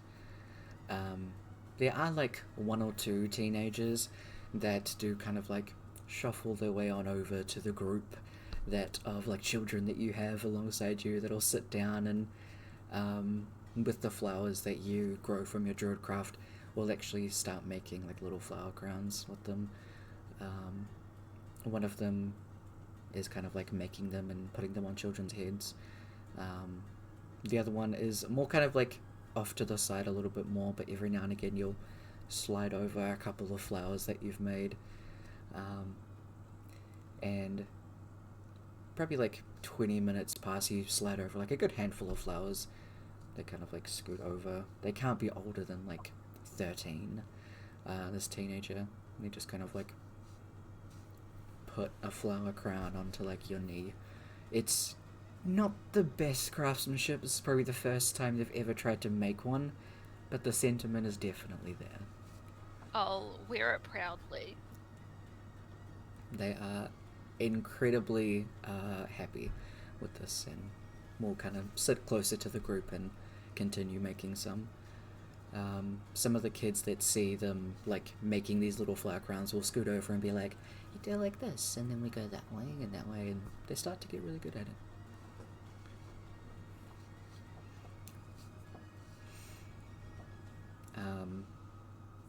On some of the other days where you wander around as a cat, are you trying to stay hidden?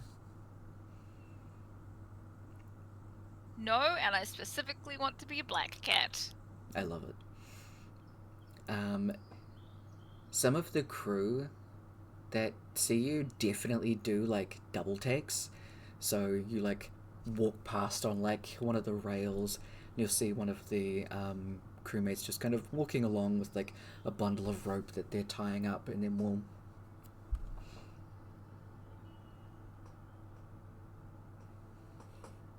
then when they look back, you've already gone.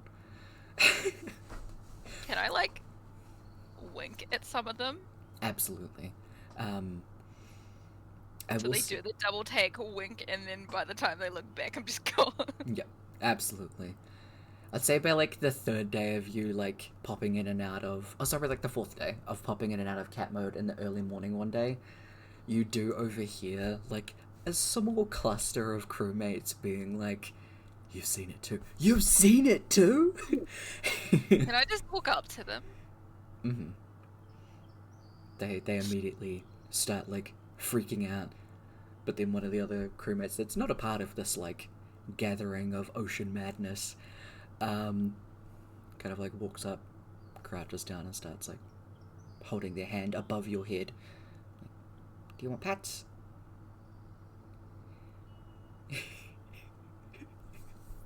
They're not patting. Do you know what would be so funny in this moment? To just pop back. That is up to you. I will accept the pat. Okay. And then I will pop back. Okay. You, like, put your head up into the person's hand. So they start, like, petting you. They're like, reminds me of my cat back home. It's been so long since I've seen her. And they're still patting you. You change back as they're, like, looking up at these other crewmates who go from being, like, to... as the person doesn't notice as they're talking, but suddenly they feel the texture change under their hand. As it's just, like, patting your head still as you're lying flat on the ground. So they just...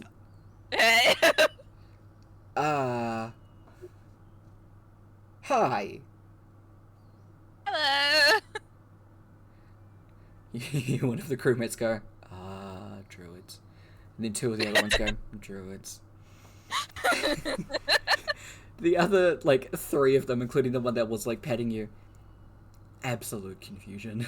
They have no idea what's happening. They're like, I don't know what a druid is. Yeah, like, what do you mean? What?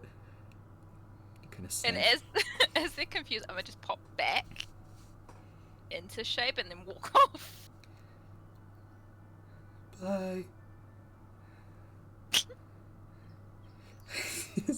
Confusion. I love it.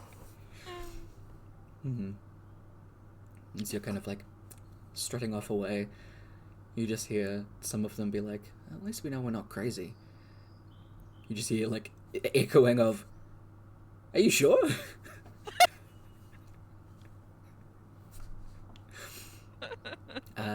During the interim cat time, during the time you are a cat, I should say, you do get the attention of, like, some of the kids that you did the flower crowns with. They have an absolute joy, like, chasing around the cat. And some of them have made, like, a little hopscotch area on the deck with some chocolate they found. Excuse me, sorry. And they're just kind of, like, hopping along, and then you see one of them, like, see you. They pick you up, like, a noodle style, bring you over to the, like, the first point of hopscotch, and they're all just, like, crouched there watching you. Am I being held? No, you've been put down on, like, the first square of hopscotch, and they're just staring cool. at you. I will do the hopscotch as a cat. The kids are losing their mind. They are so hyped. They are...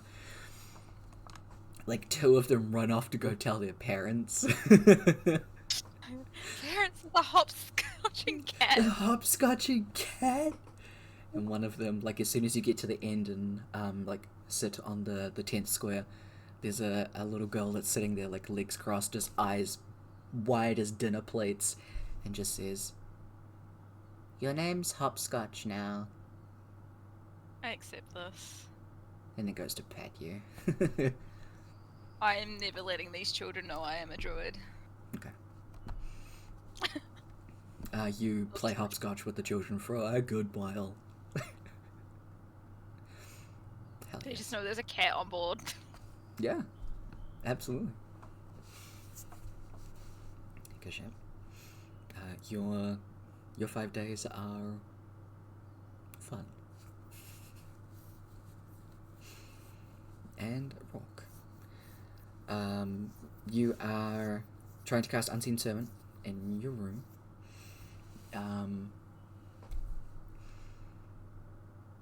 The first kind of couple of times that you give that a go, there's just kind of like a staticky orb that just kind of floats there, and then it starts to kind of spark and jut out and start to make the very vague form of a humanoid before it kind of like zips and shrinks back, and then there's just that kind of pulsing orb that's there.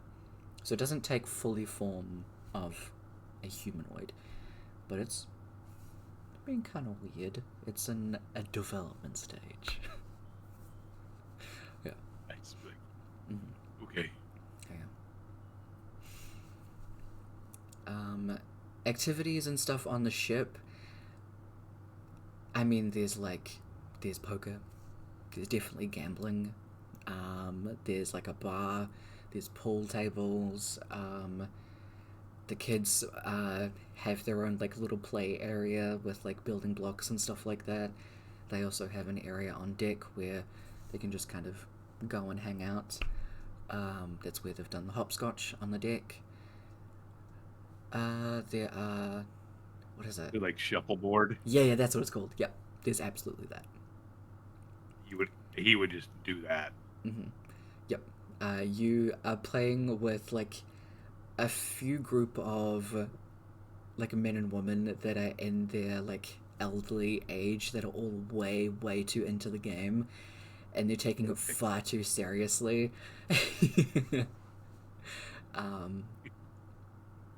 It's also a bowls deck, I'm gonna say, because that's fun. And Like work would just get adopted by the retiree shuffleboard players. yep, absolutely. Yeah. They very much take you in, and the very first time that you play the bowls, you're like, it can't be that different from bowling. They have to Pretty good at throwing stuff. Come on. Yeah, exactly. They have to not restrain, but get him to have a seat because he is outraged. As they're just sort of sitting this guy, Gary, down. It's like, Gary, it's fine. He's learning, Gary. It's not how you play. He's just raging. But Sorry, Gary. I don't mind him. This is one of the ones that has adopted you, whose name is now Doris. Is showing you the ropes of how to play all of these games. And when it gets into the evening, and the time where quite a few people have already gone to bed, you do get like woken up by Doris as she invites you to come and play poker one late night with all the oldies.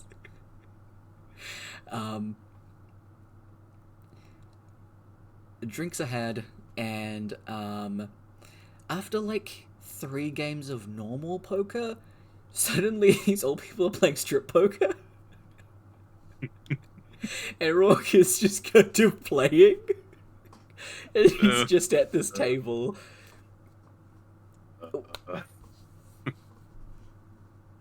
Okay.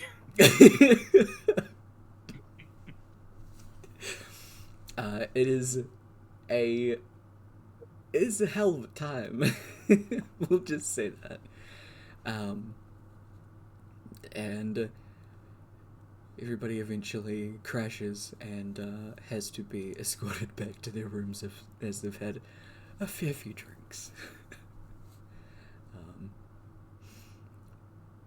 Like just take rounds, walking people back to their rooms. Yep. Mm-hmm. Gary, after he's had a few, you have led him back to his room, He just gives you like a pat on the shoulder. You're alright, Brooke. Good night. Hey, Gary. Goes and crashes.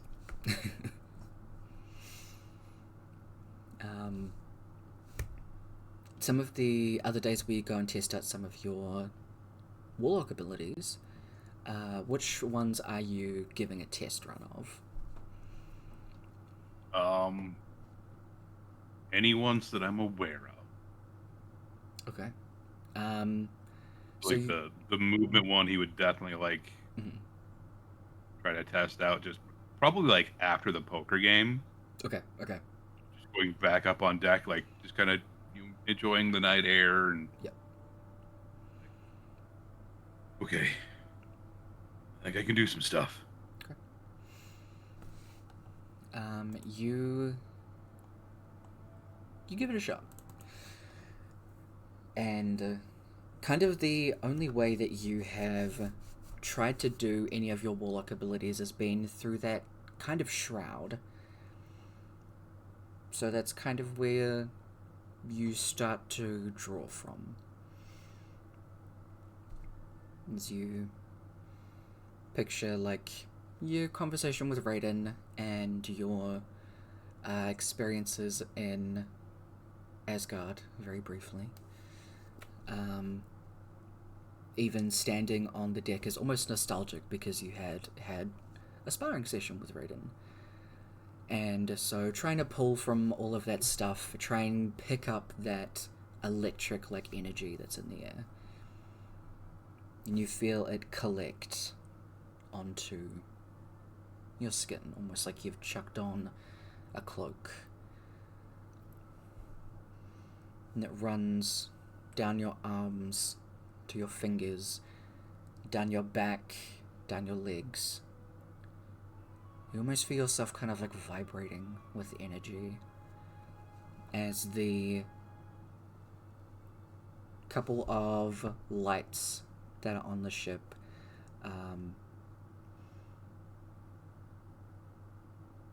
they are cast through magic, so it is actually the spell and light cast onto some kind of like beams.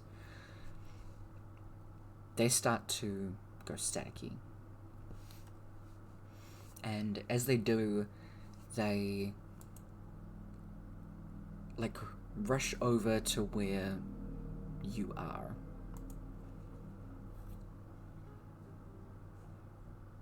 You feel that energy build a bit quicker.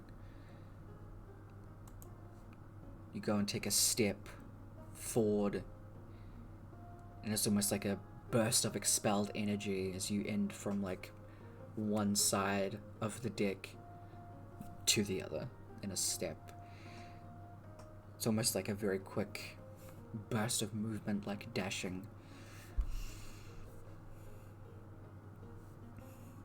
You can still feel like the buzzing in your toes as you're just like jumping up and down, getting a little bit hype. You take some swings with your... Is it a greatsword or a longsword? Greatsword. Cool. You get out your greatsword and just kind of have like step, swing, and you're doing it with an immense amount of speed. You also feel lighter on your feet. You take a crouching position, because there's kind of like the deck, and then there's a part where you can go into the ship itself, and then there's kind of another upper deck, probably about like 20 feet up, not incredibly high up. And as you're crouched down there holding that sword, it's darker now in this space. And as that darkness kind of settles in, the shadows seem to move towards you in the way that you're familiar with. You start to hear that little bit of whispering as they start to slink towards your feet as you're crouched here. As you blink in this space, the weapon you're holding flashes into that very particular axe maul.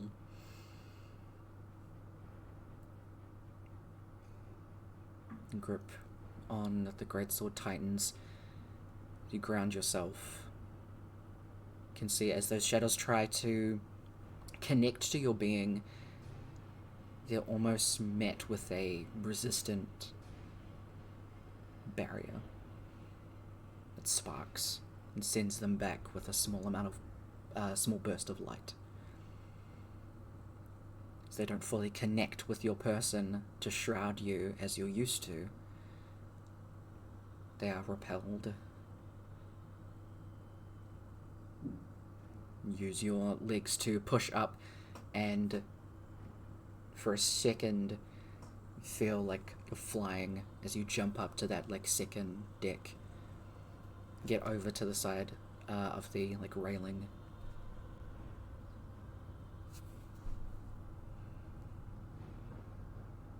Now in a much lighter space around you,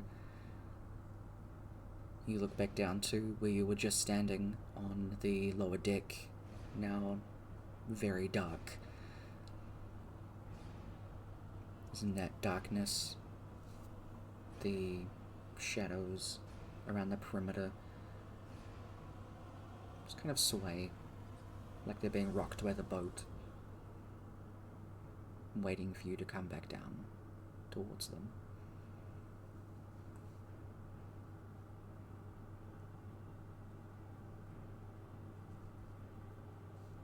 We'll just look at the waiting shadows and just no. Not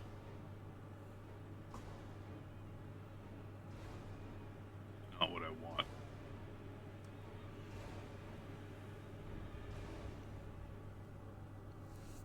As the dim light starts to sink in towards you a little bit,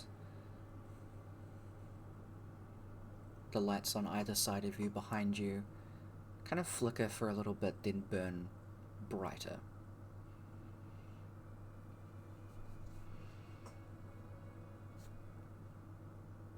Pushing the light out further and pushing the shadows back. Do you make your stand against them? You've chosen your side and you've chosen your new path. Feel a new, invigorated confidence in yourself.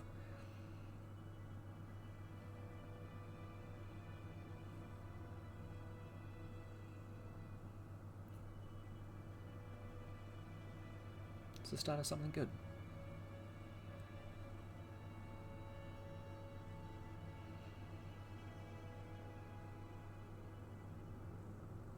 Just take a few deep breaths and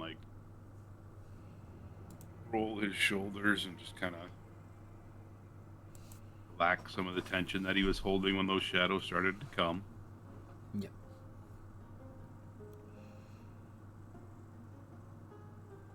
And stand up in the area of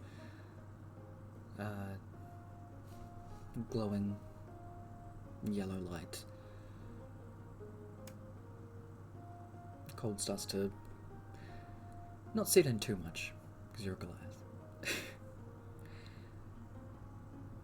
But you feel that kind of buzzing, thrumming start to fade a bit.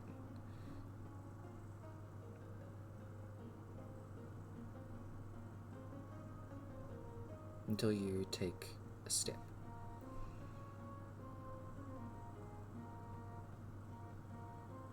And then as you continue walking, there's kind of just that dull thrum in your feet and up your legs. It just seems to be idly persisting.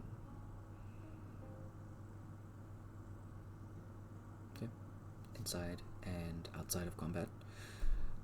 Your movement speed is increased by 20 feet, and so is your jump speed. Yeah. As part of your first level thing, so you chose lightning. Hell yeah. Fucking stoked. Is there anything else for you want to test out for the rest of your time on the ship? He would probably try to Eldritch Blast again. See what that would look like for him. Mm-hmm. No longer going to be like that purplish skull. Mm-hmm. Just almost like a bolt or ball of lightning. Hell yes. To you, because this will be more specific to your person, because Raiden's lightning was always kind of that like cyan bluey color. To Rourke or you, Kev, what is your color vision of lightning? I think for Rourke it would be kind of blue energy, like crackling on the outside, Mm-hmm. with the magma giant heritage, just like an inner red, fiery kind of core. Yes. Okay. Fuck yes. That's cool as shit. Yeah. Imagine that is your kind of Eldritch Blast core in itself, and yeah, your Eldritch Blast does do lightning damage, by the way. Yeah. And if you do choose to pick another elemental bond, then you can choose which of the ones that you want to do. Yeah, depending on the other element. Yeah. See you soon. Sick. And with that, you guys settle into the last, couple of hours on the ship. Heading on forward, you can see the dock coming towards you. People are packing up and getting themselves ready to exit. As they do, you guys are pulling towards the dock and can see off to one of the sides there is a commotion. It seems to be one of the fishing shacks that are fairly nearby to the dock. As the boat starts to pull in, you can see somebody runs out of the fishing shack, clutching their arm, which is bleeding, and as they run out to go and yell for help, there is an arrow that pierces through their neck, cutting off their words before they can yell out as they land on the ground. The ship is very slowly coming into dock as very poignantly you notice there aren't many people out in the streets or on the docks themselves when you arrive, as it is about early evening when you arrive. What are you guys doing?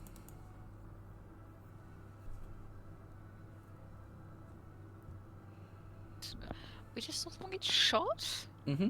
Through their throat.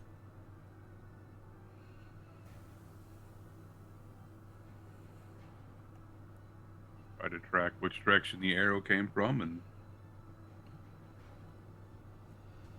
if I can get in that. Probably try and help them, but I assume they're very much dead. It would seem so. Yeah, would still go over and check. Mm-hmm.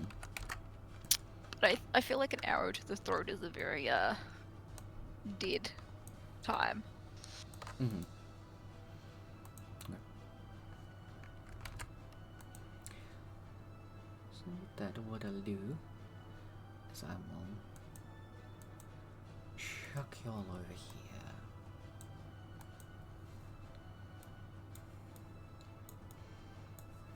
As you arrive on the outside, this person who is laying on the ground, Amora, you would be up trying to check them over.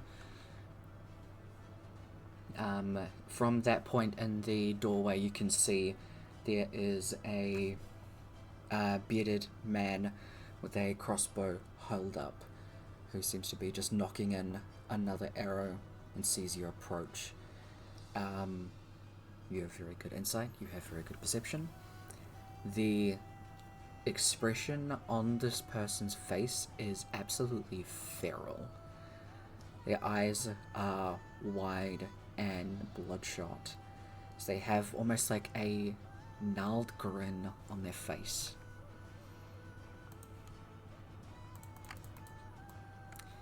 I need you guys to roll for initiative.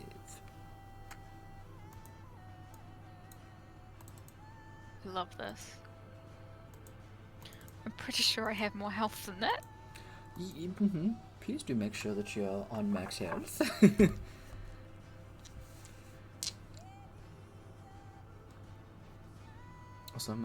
Also, sorry, Brooke and Ece, make sure that you guys mark down your inspiration from Kev. Yes. Sick. How did...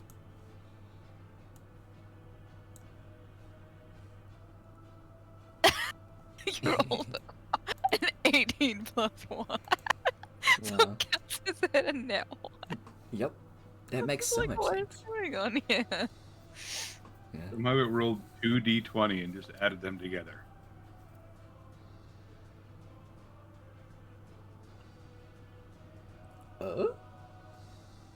Yeah. No, it didn't. It's okay.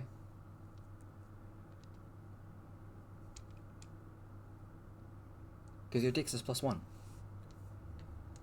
Yeah. Yeah. I rolled an 18. I love that it's still red though. Yeah. It's wild as hell. But it looks like it rolled 2 d20s. Yeah, you have advantage Yeah, on and keep the initiative. highest. Oh, yeah, I know. Like, Yeah. for some reason, I thought I was trying to add them together. The way that they do the coding thing is super weird. Yeah. Okay, descending. Did I minimize that? No, sick. Sorry, it just jumped out up way too high. So, Amora, you can see that in there. As everybody else is running up, I'll say that that is also what you can see is the man that's in there currently. Rook, you're up first.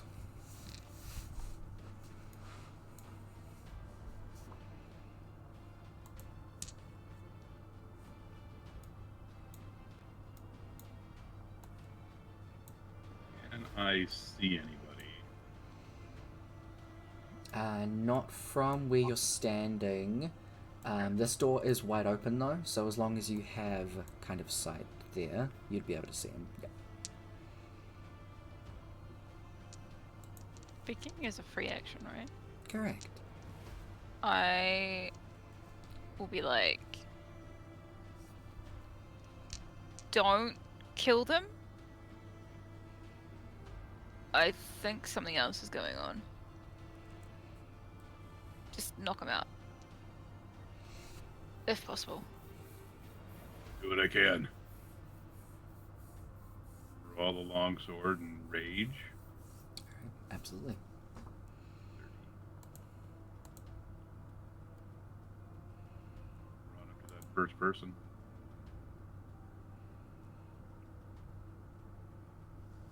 Ridiculous movement speed now. Hell yeah.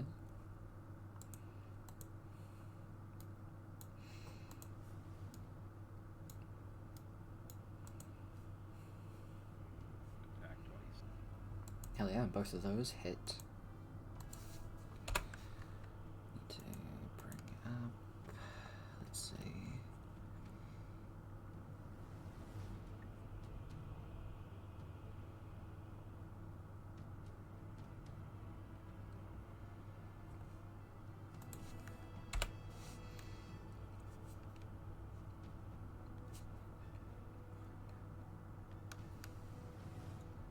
38 points of damage. That's how math works.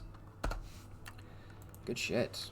You rush in and with one strike, you can see this person is pretty hurt from that. And you do kind of get that immediate sense from what Amora had said about something else going on here, as you've sliced into this guy's like shoulder clavicle area, and he's just grinning at you.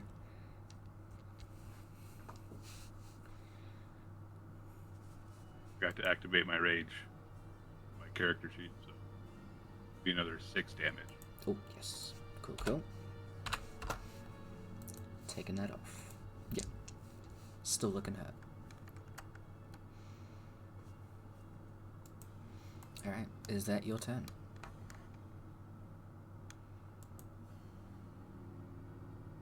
Like, variety yell, like, lay down.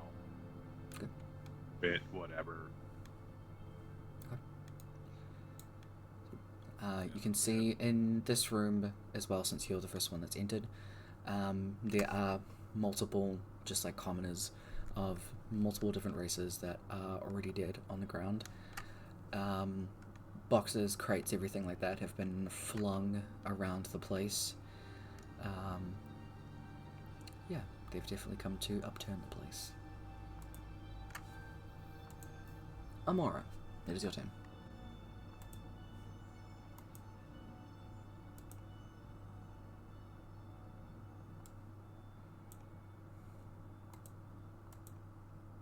I'm gonna move here. I know what I'm about to do. Just need to do it. We can see this other lady down here now, right? Yep.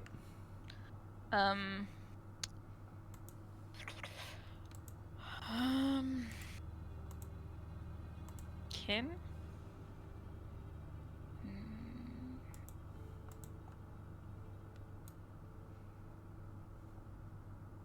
Can I cast Dispel Magic at 3rd level on her?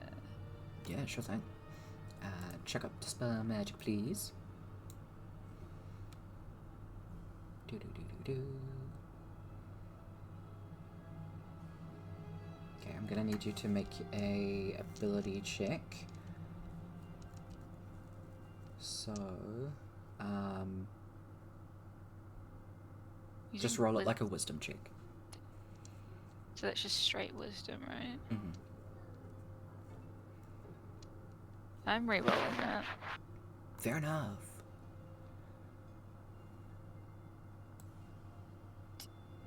That's better. It'll do. It's better. You see the elven woman who has the same kind of look on her face as she's holding out a short sword, and is currently like searching the pockets of the two next to her. Slowly turns around towards you.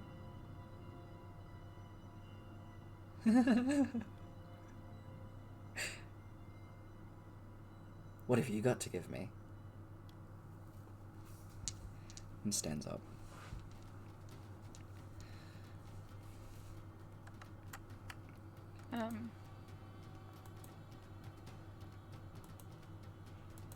Could give you a dagger. How much is it worth? Not a lot. You can give me that armor. It looks like it's worth a lot. I'd rather die. That can be arranged. Good luck. That's the end of it. Alright, good shit. She is going to run up towards you. Yay. And is going to make some attacks against you. Is your thing a radius, or is it the person that you attack? No, it's just not me. Sorry, yeah, I should clarify who I'm talking to first. It's just the person I attack. Okay, cool. So she has normal. So that is a 14 and a 23 To hit who? to hit Amora. So it was a 14. Yeah, 14 and 23. The 23 hits, the 14 doesn't. Okay.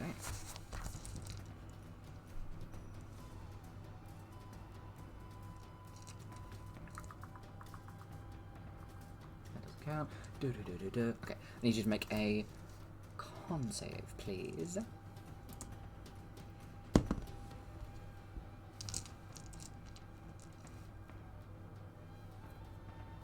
Nine. Eggy.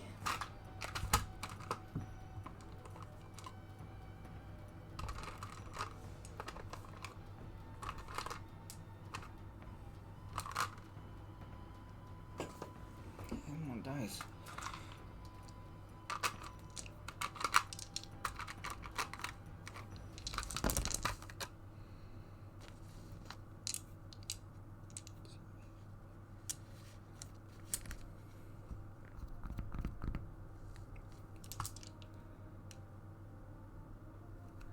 You take 26 points of damage as the short sword pierces into your arm where your armor isn't covering, and you immediately feel the burn of the poison on the blade as it just singes into your skin. I use my spirit shield. Reaction, I can reduce damage by 2d6. Yeah, go for it. Cool. So it's just 20.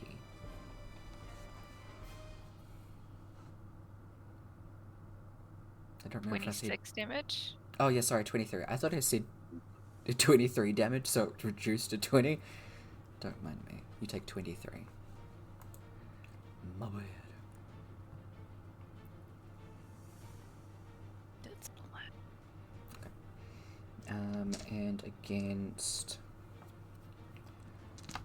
Rook, the guy in front of him is going to make some attacks as they spend some movement to switch out.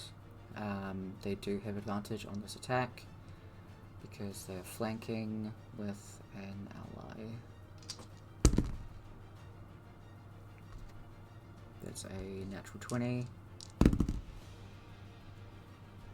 and an 11.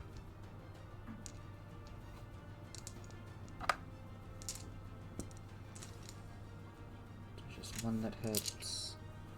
I need a con saving throw, please.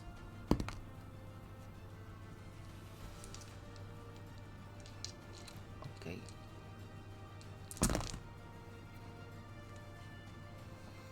Okay, how am I gonna do this? I need to calculate. That's max because of the poison. And you don't take half of poison. Plus.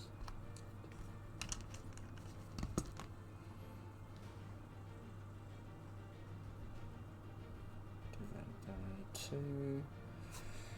Plus half of that is 3. So you take 35 points of damage, and that's already with everything halved and all that.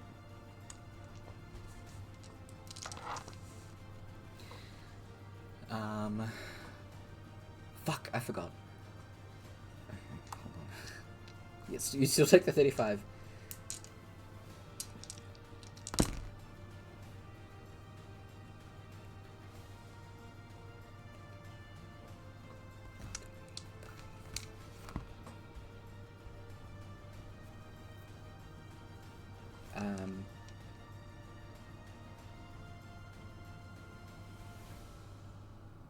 Yes, that's already been halved because of that. You take an extra 18 as well.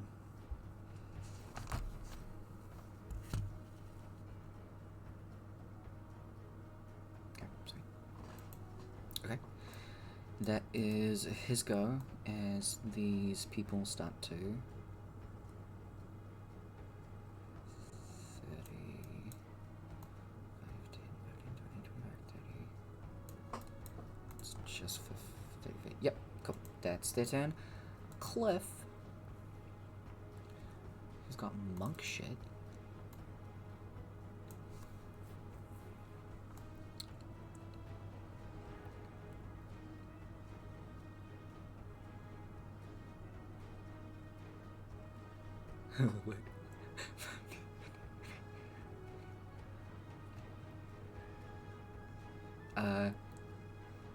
Cliff is going to run over this way, break the window by jumping through it, and then climb up these boxes using a key point to do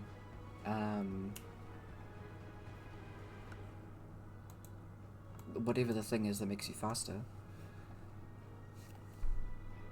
And then do... You can't do flurry of blows, so we'll just do his normal two attacks. Both of those hit. And he'll attempt a stunning strike on the first one.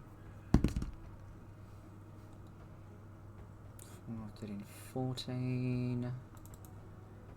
Spell save DC is wisdom, which is 16, so it fails. He is stunned. I'll chuck a little stunny boy on that, as he also takes 19 points of damage. Cover, your turn. Bye-bye. Move up to here while fishing his chisel out of his backpack. Mutter to himself that if they're dense enough, I figure this can count as woodwork, and throw it at the woman in front of Amora. Okay, give me a... Oh, do you have anything in your... I your don't attacks specifically that has have dex? the...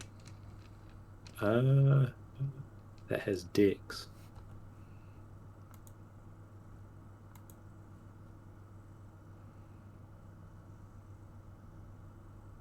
Don't think so.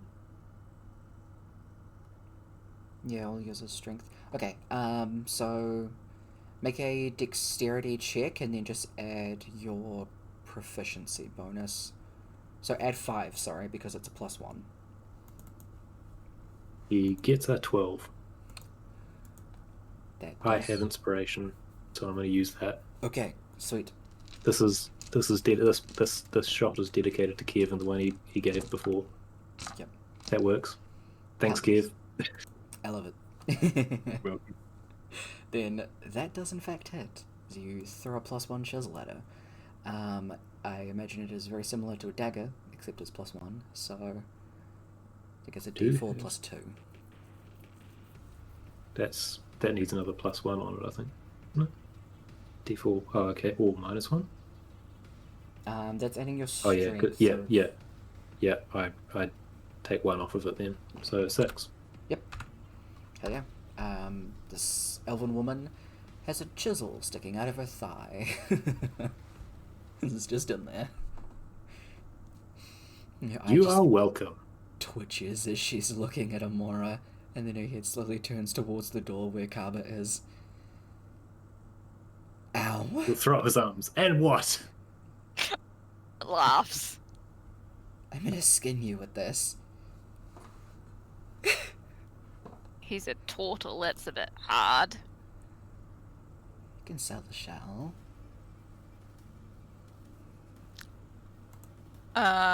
You can't if you're dead.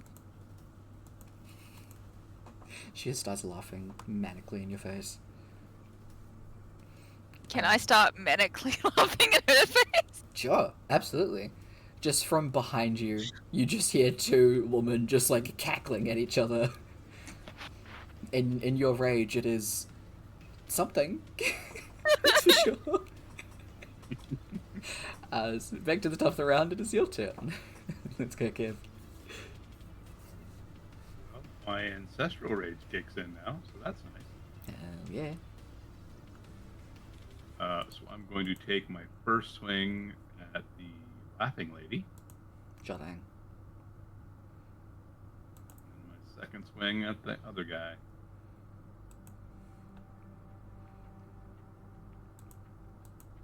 Are you keeping both of those rolls? Yes. They both hit. As she takes 24. And he takes 26. The man at the bottom there is still standing, but barely. And the woman that is cackling at Amora, who is cackling back, doesn't seem to be too bothered at the moment. What are the extra effects of your ancestral rage, please? Just because Just I the- forget. D6 fire. Mhm.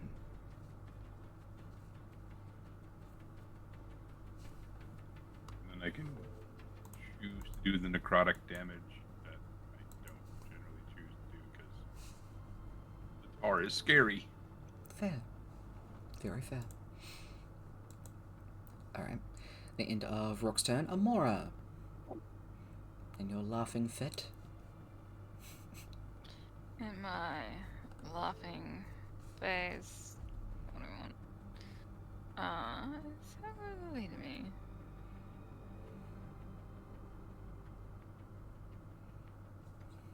It's within touch range, right? Absolutely. Death ward.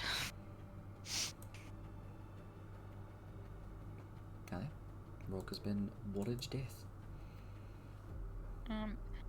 Nice. And then I'm just gonna stare at this lady while I'm still laughing maniacally as I just like shit fall around to the boxes.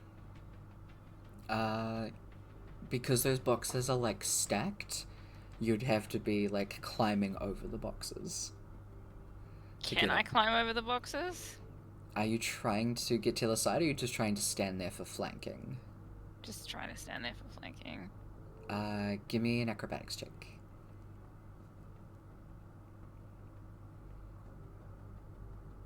Hit acrobatic. Mm-hmm. Nice. That's what I get a nat 20 on. Yeah. I'm so sorry. I'm really good at standing on and climbing boxes, apparently. Mm-hmm. Yeah. In combat, even. Yeah. It's like a tree, I guess. True. Yeah.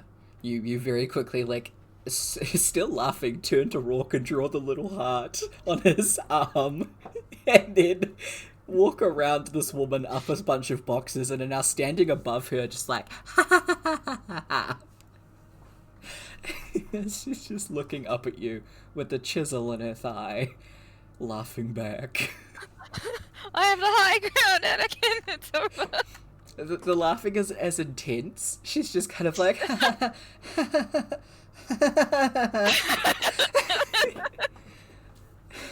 it's just confused mostly. That is the end of Moore's. Good shit. It is their go. She's gonna start off by trying to stab at Amora again, I guess. Which is with disadvantage, yeah? Yep. Alright. Nice.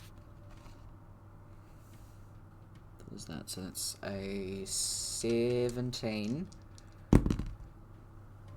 and a 20 non-natural.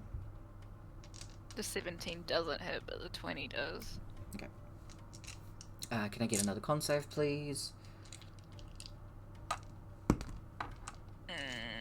Con save. 18.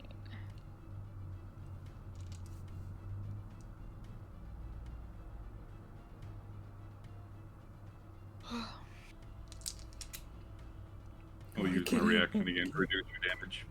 Yeah, absolutely. Give me that.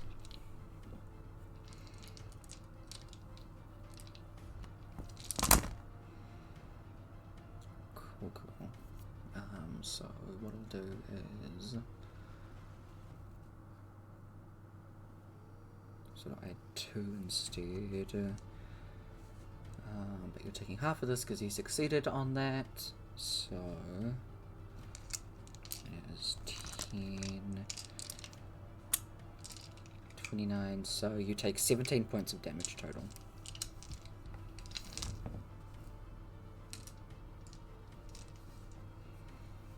That is the end of her go. Dude that is barely holding on is going to do another 2 attacks against Rock. With advantage. Wow.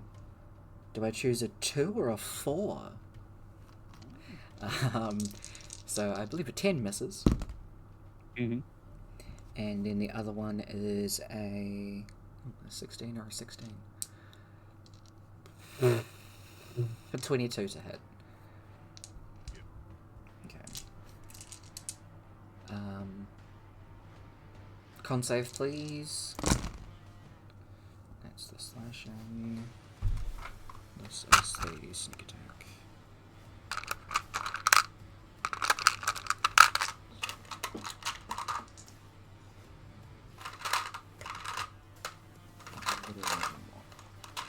Thank you.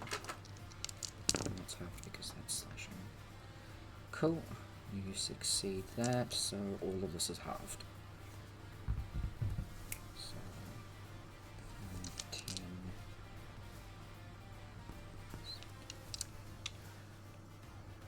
23.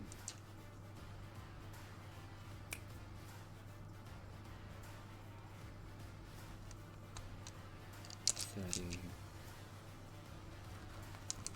43. So that's 22 points of damage total.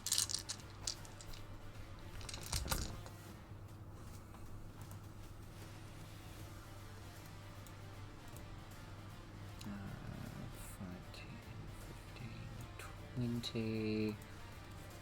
And just going to make 2 attacks against Rourke. Does that... No, it's not that, but it's that one. Sorry. 16 and 21. 21, yeah. Okay. So that is another con save, please.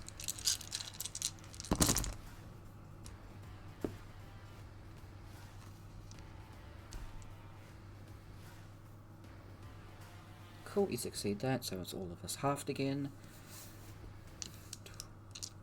10,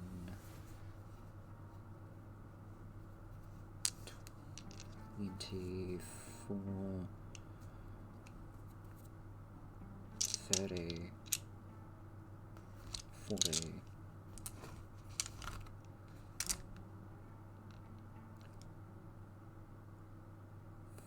48, so 24 points of damage total. Damn. Barbarian's tanking. Thank God, because if anyone else was, they'd already be dead. Works real hurt. Yeah, I'd imagine so. Also has Death Ward. He does have Death Ward. And against Cliff.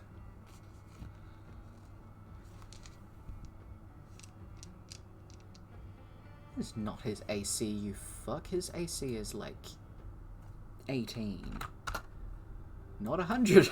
Not 118, thank you. What do you mean? Cliff is just a god at this point. I mean, you guys are the gods here. Those both miss Cliff, but he is going to retaliate with a bunch of punches. All of those hit, and one of them is a natural 20. I don't know why I rolled dice for that. I literally have his character sheet open anyway.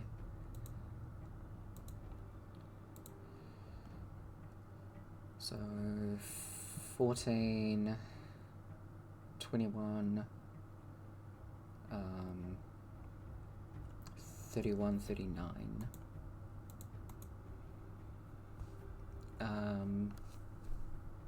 There's a thing with being stunned.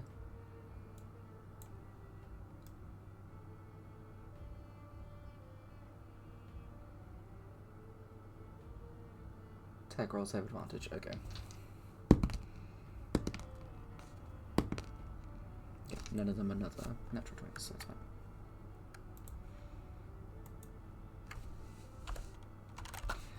Cool, that's Cliff's go cover. Because Amora stole the spot I was going to use. He was planning on climbing up the crates and jumping onto the lady. Ah. Would be so funny. Yeah. It would have been Tap, funny, let's go. but you might not be big, but I don't think there's space enough there for the two of us. So he's going to take your old spot and whack at her with his claws. Alright. Which is there.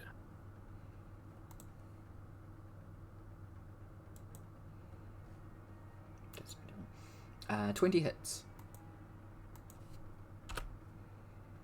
4 damage. She takes 4 damage. I am helping. Hell yes. She is focused on Amora. Suddenly there's just like a pain in the back of her thigh this time, as Cobra just comes up and in the back of her leg. Scrapes down the back of her leg. Mm-hmm. She like turns around to look down at you, shakes her leg a little bit, then goes back to looking at Amora. Is that all 4 Carver's go? Yeah. Cool. Because you are right next to her, if you want to, I will allow you to grab the chisel and pull it out to be able to use it again if you want. Because it's like right there. Oh no, he's into his claws now. Alright, sick. To the top of the round, rock. The chisel was a one-off comedy event. Fair. I respect the fuck out of it.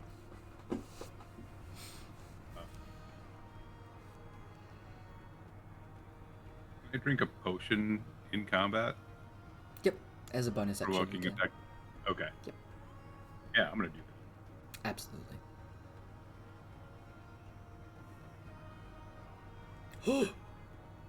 That is +4 though.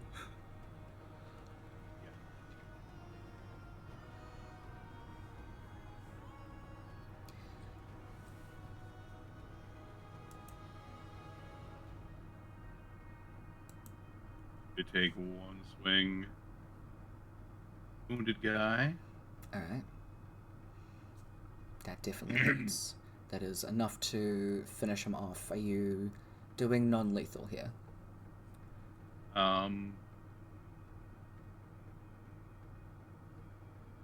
No. Okay. He is hurt enough where he is angry. Fair. They still have more people. Yeah. So Next person. 23, 28. Just have to kill him. Next person, 31 definitely hits. Sorry, is that the woman or the guy next to you? The guy next to me. Okay, so One that just came in. Yeah, that definitely hits. 26. That's nice. Is that Rock's turn? Alright. Amora, you are towering above all on your stack of boxes. You can now look your brother in the eye. Yes. Since she has seen Brooke be very, very hurt, Mm-hmm. she's going to down a superior healing potion. How much is it? 8d4? Depends which one you're taking. The superior. Yeah, 8d4 plus 8.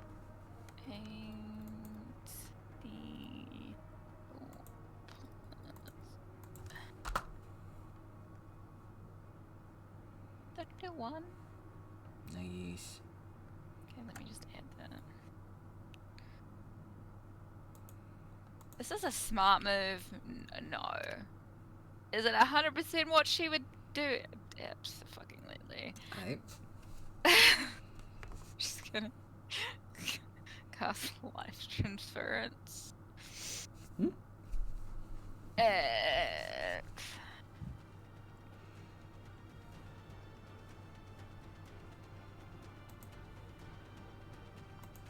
At 5th level.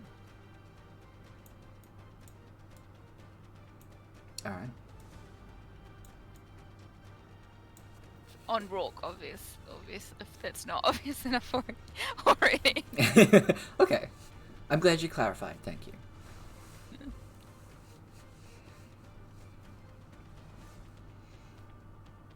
I don't think that worked properly.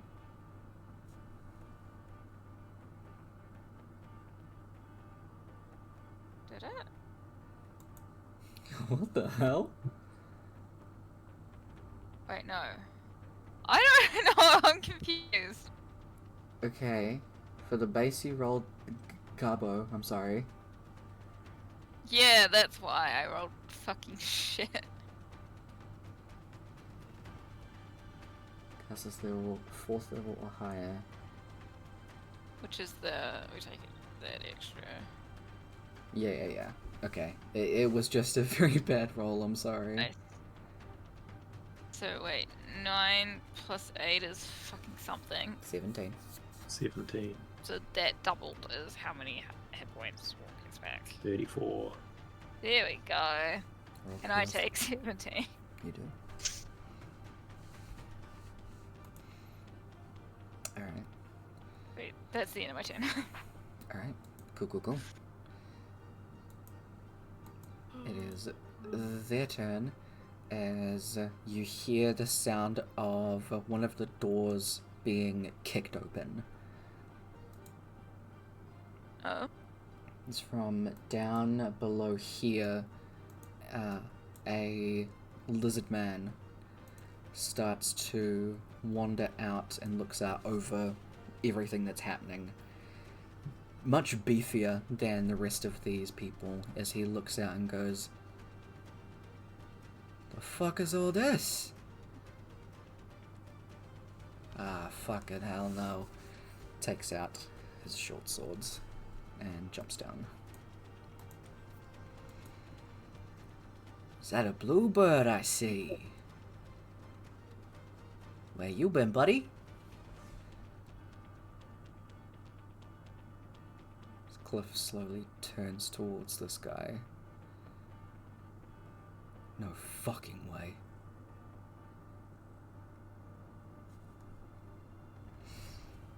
All the goons are going to attack, so the guy next to Rourke is going to attack him for 2.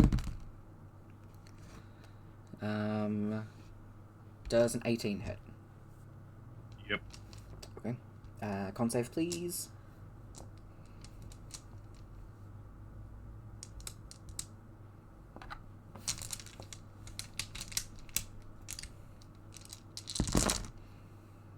Are you keeping that roll? I'm required to ask. Okay.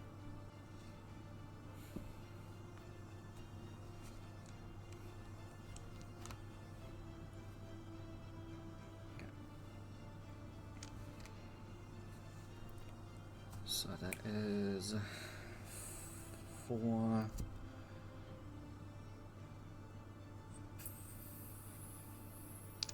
5, 6, 16, halved is 8, 10, 20. It is 30 points of damage total. As he gets a good stab in, and this time you can feel the full effects of that poison seeping into where he just stabbed into you.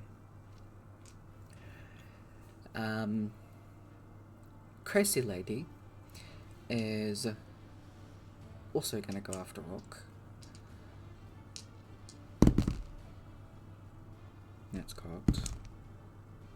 that was not what that was before. Does a 19 hit. The other one misses. Another con save, please.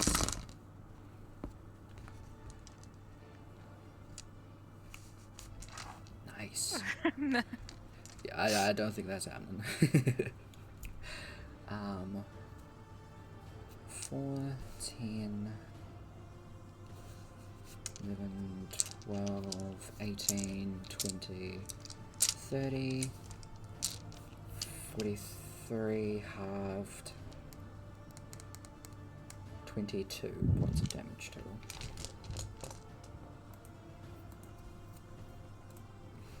Then a couple of attacks against Cliff. That is a natural 20 and a natural 19.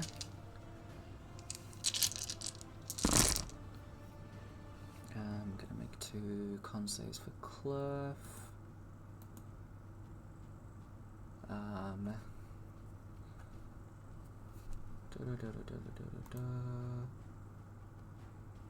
Oh, immune to disease and poison, so don't worry about the poison, bro. You don't get sneak attack on that. What the fuck are you doing? I picked up all the dice and rolled them and was like, hold on. So that is 8, 19, 11, 12, 13, 14. Cliff takes 15 points of damage. So he gets completely fucking socked in the face as he is distracted by a lizard man walking in. Cliff is then going to use another key point to do... Oops. Some punches. 1, 2, 3, 4. Those last 3 hit. He's going to do a stunning strike. He succeeds, but is still going to take 12, 19 points of damage. Kaba, you're up.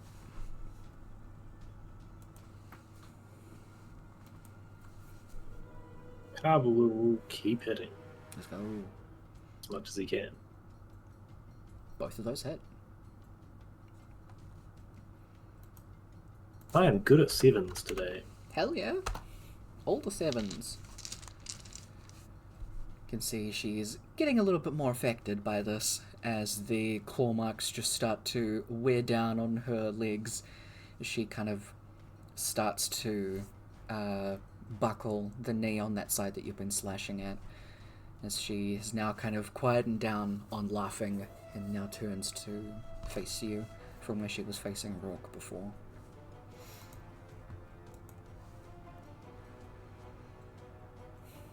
Is that all for Kaba's turn? That's all he can do. Okay. To the top of the round, Rourke.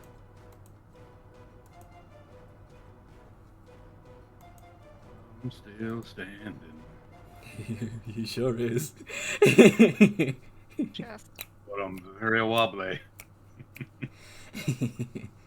I am also gonna take it.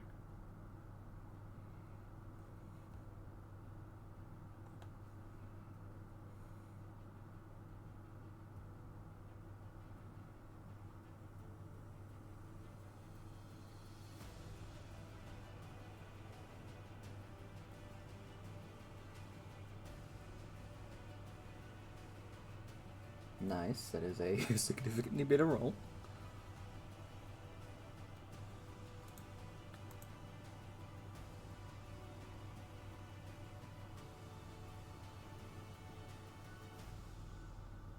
With attack. Guy in front of me twice. Alright. Both those definitely hit.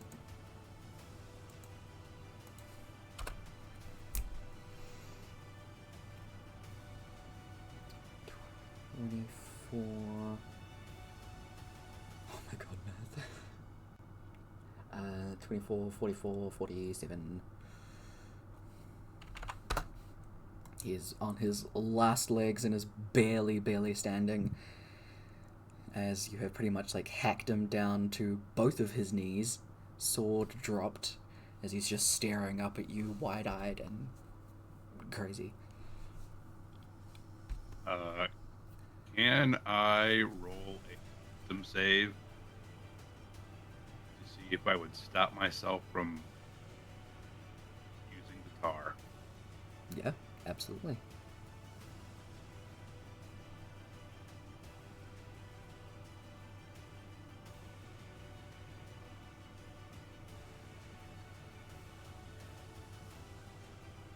Okay. Brooke hadn't been that hurt in a long time. Yeah, that makes sense. Yeah. Yep, everyone starts to see, aside from the glowing orange lines that are already on his person, the dark black lines start to appear next to them all over Rook's body.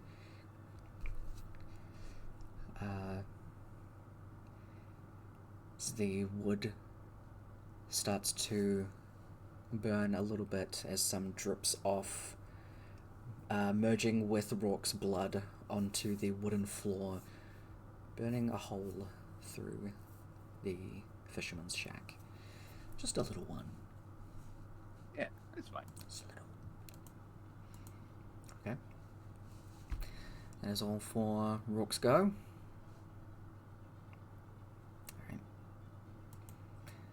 Alright. Amora, it is your turn while I find something quickly. I know what I'm gonna do. Surprisingly. Amora is going to cast Aura of Purity. Okay.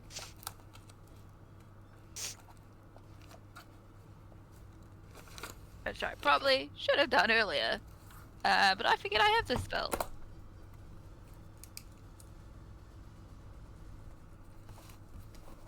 Make a tally on that. Second.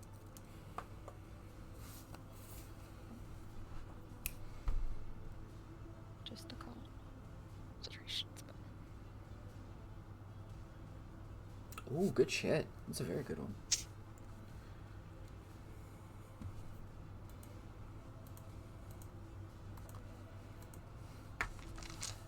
And that will be the end of it. Okay, you are concentrating, so I'll chuck a little yelly boy on you. These guys go up to attack. Forgot, I need to add a roll for this guy.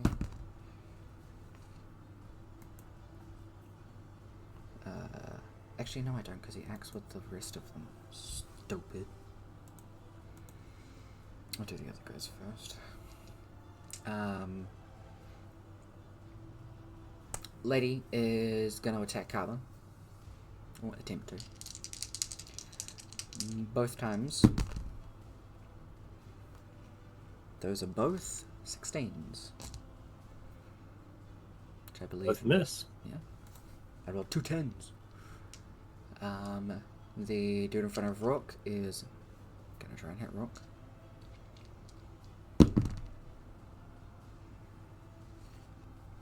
That is a 9 and a 12. Either one of those will hit. God dang. Dude up top against Cliff. One of those will hit, and I only really have to roll 1 dice because Cliff is immune to poison. Then 7 points of damage to him. 5, 10, 15, 20.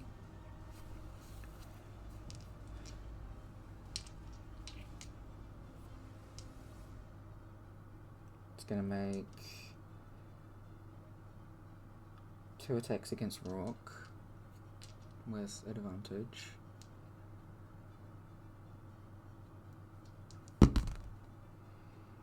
That's a natural 20. And a 11.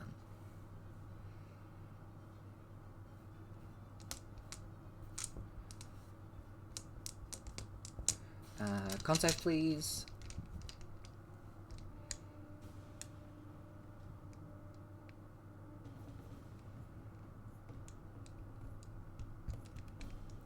Cool. So you take half of this because you're in the aura of purity, and you succeeded the save.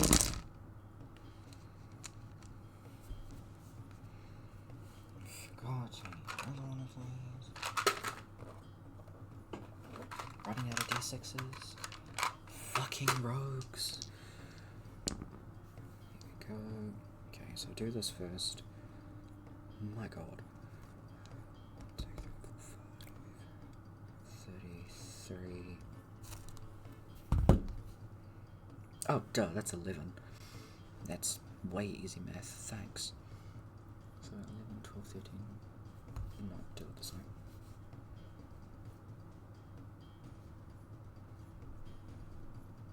So 4, 10, 20, that is 21 points of damage to Rock.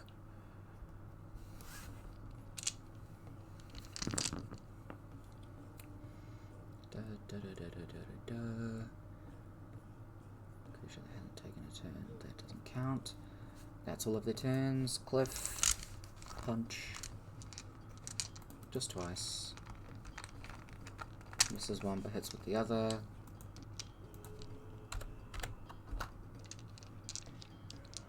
And then is just going to do a normal bonus action punch, which only barely hits. But that's enough to knock this guy out, so he's just out cold, not dead. 5, 10, 15, 20, 25, 30, 35, 35, 40, 45. No, you're not doing it like that. Yep. He can get there because he has 50 feet of movement like a fucking monk. Kaba, your turn. We'll keep trying to get rid of these leagues in front of him. Get rid of the stocks.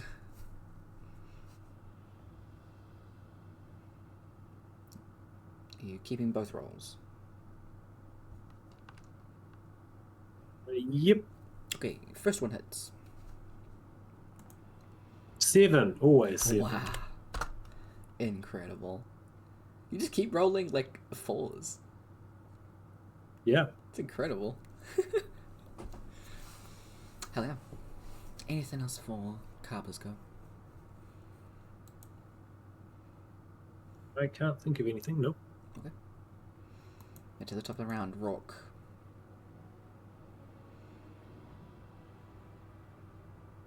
First attack is going to be a guy who came in behind me. Mm-hmm. Second one at the guy admin attack. Okay.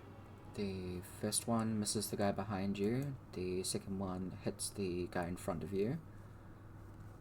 And 23 points of damage. Knockout or kill?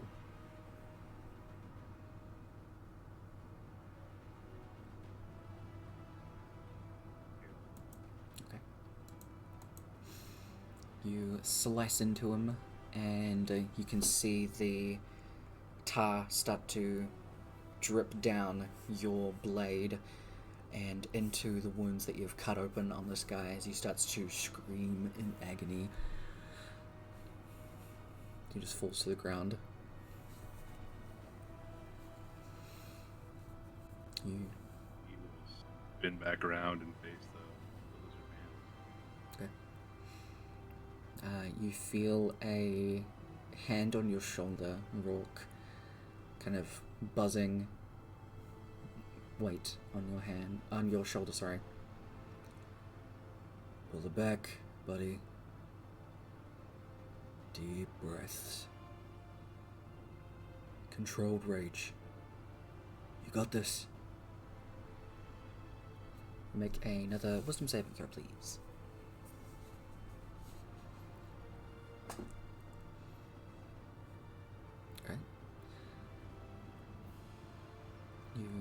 start to feel that kind of be pulled back as more firmly you're standing. The tar starts to fade, just kind of being covered by skin on Rourke's arm. Magma still remains, the magma lines. The tar seems to recede.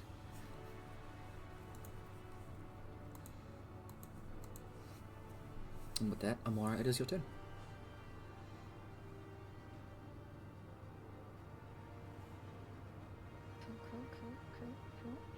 Cool. I would like to bring out my sickle, my vine sickle. Hell yeah. They're small, right? They're not big. Yeah, like there's just those little ones that are like that. Can I like jump attack this lady? Yeah, sure thing. You rolled a natural like... 20 on boxes, so you are the box master. I would like to jump attack this lady. Absolutely. We'll say it can give you some extra damage if you hit. And even if you don't hit, you'll still land on her. So we can go with that. So make an attack roll. 15 will just hit. That is the AC. Does this include my Blessed Strike? I don't think it does. I think it's just I can choose to do Blessed Strike as well. Oh yeah. Cleric stuff. 1d8 radiant. Okay. Cool. So this woman is trying to kill my brother. Okay. 3. Wow. Plus a d8. Where's a d8? 4. And 7. 7! I'm sorry, I'm gonna ruin it. Can you roll a d6 as well for landing on her? You have heavy armor. 1!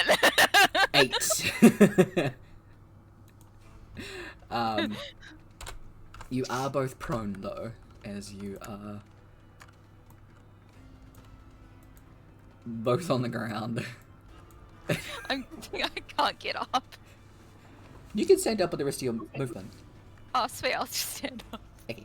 So you'll be standing Just up. stand over here with the sickle, like. You can't technically be in the same square, so you're gonna just be on that side if that's okay. Yeah, I'll just be like. She's just lying on the ground, like legs bent weirdly, as she's like, Laughing now, bitch. Oh, jeez. You should be thankful it wasn't me that jumped on you. Sure. Is that all for Laura's turn? Mm-hmm. Okay. It is their turn. She's gonna start off by trying to use your leg to stab into and stand up. Oh, brilliant. That is a 8 and a 14. Neither of those hit. Yep. She like tries to stab into you. It's just kind of it doesn't do much, so you just kind of move to the side. Like, my brother hits harder than that. She'll just slowly stand up, just kind of swaying. Yeah, she's not doing great. Dude man, lizard bro, is gonna... Yeah, he'd still go after Rook. As Cliff would run up and pretty much say, like, get away from my family. Ah. So you replaced your family, did you? Oh, that's a shame. Then we'll stab out into Rook. That is a 24 and a 17. Yep. Both hit. Oh no. Okay, so it is... I need two con checks. 2 con saves, sorry. Onto it.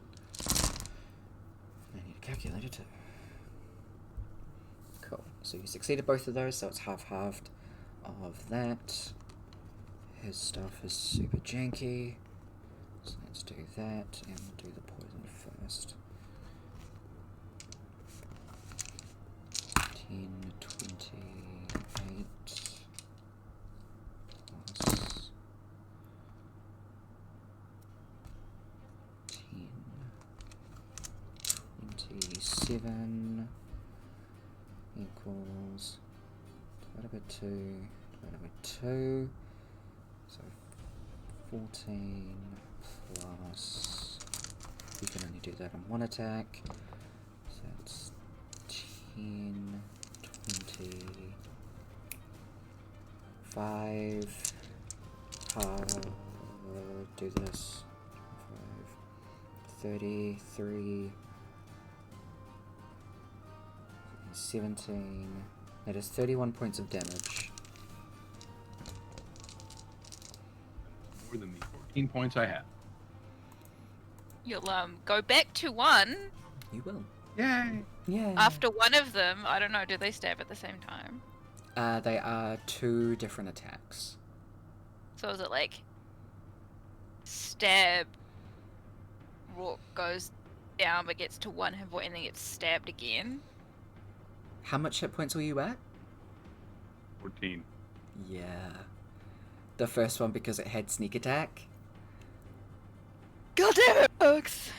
Yep, goddammit rogues. So yeah, unfortunately, it is stab, you go down, come back up, stab again. So the second one was, what was it? I rolled a 5 and a... So the second time you would have taken 8 points of damage.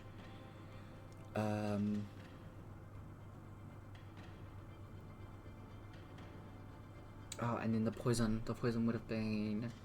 What was it? It was half-halved 11.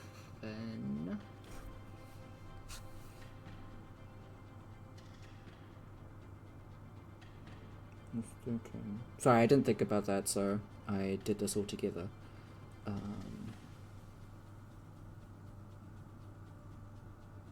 We'll just split it. So, minus another 7 for the poison. So you took 15 points of damage after you were on 1 hit point.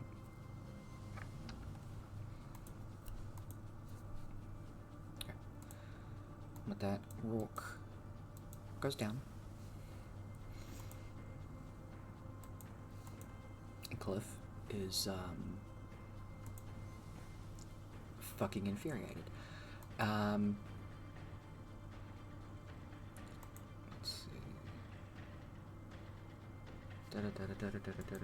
Down. Came up. I want to use try to use my stone's endurance. Yes, sure thing. So with the second one, so you take, was it a D12 plus con that you take off? D12 Yeah. after rolled. It's better than no chance. Mm? It's It's worth a shot. Do it.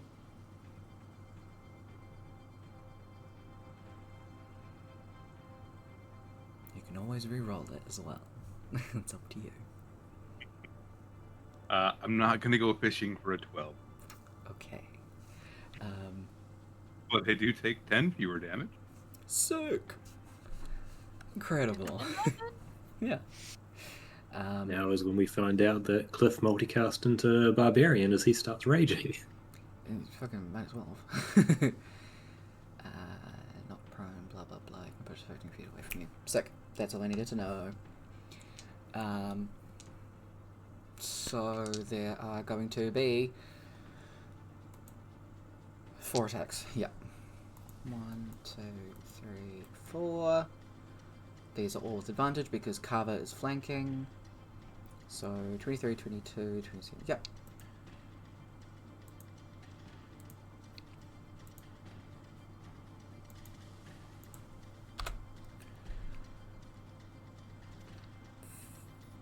$15. Oh my god. It's getting late, so my brain's not working.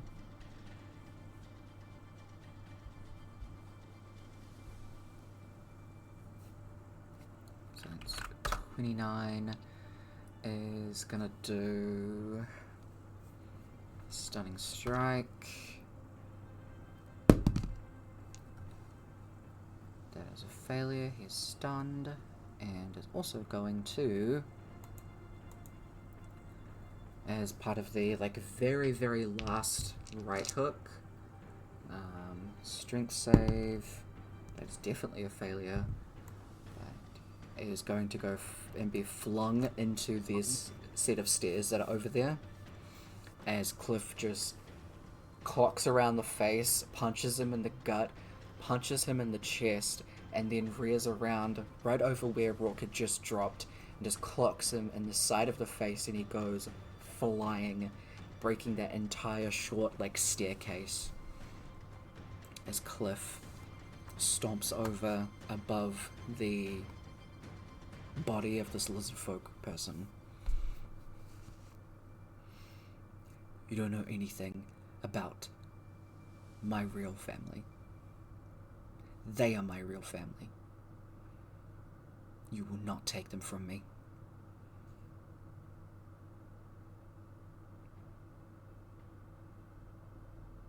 He's looking for you, you know. They've all been looking for you for years.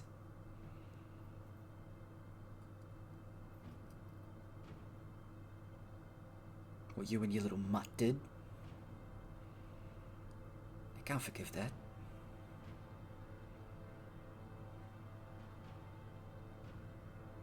They'll find you.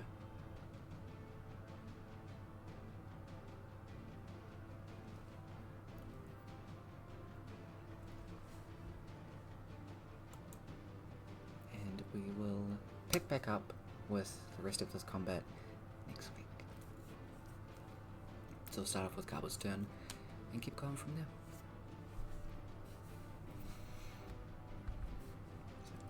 Unless you want to start at the top of the round and I can just attack the sausages in front of me. Because it will be the only thing I do. Okay.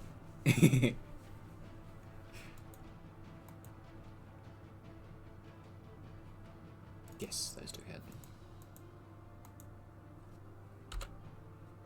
An almost equal 7 too. Collectively, yeah. Collectively, almost. She's still standing fucking barely. We'll start back on the beginning of round 6. Next week, if everybody can do that, but we'll suss that in Discord. And based on your last few sessions, you do level up. So feel free to do your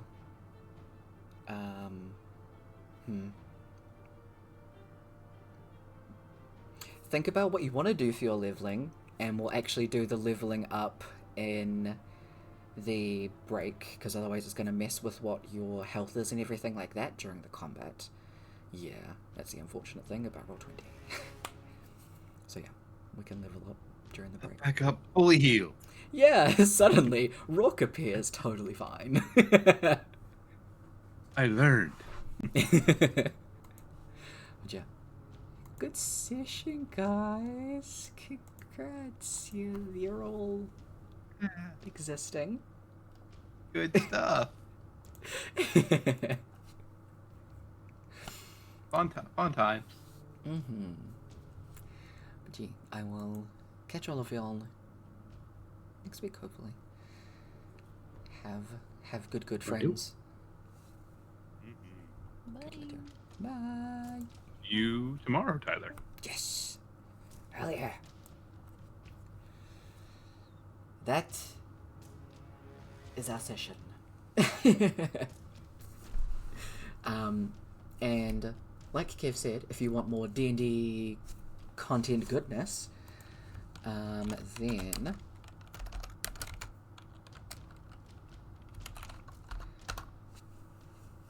go and check out Kev, because we will be playing tomorrow morning, where I will be a player, and we have some very fun shenanigans to get up to in that game. I'm so looking forward to playing my boy. It's been so long. And hi, welcome. Get your crown. I hope you're having a good night. Unfortunately, because this is an ongoing campaign and we're at a very significant plot point, I am not looking to bring in any more permanent players. But I hope you can find a D&D group within your area or on Roll20. They do have a bunch of looking for games. Sorry. You're looking for games or looking for players in the Roll20 website. They have a big forum for it, so I could highly recommend that, and keep an eye out for some places that are looking for peeps.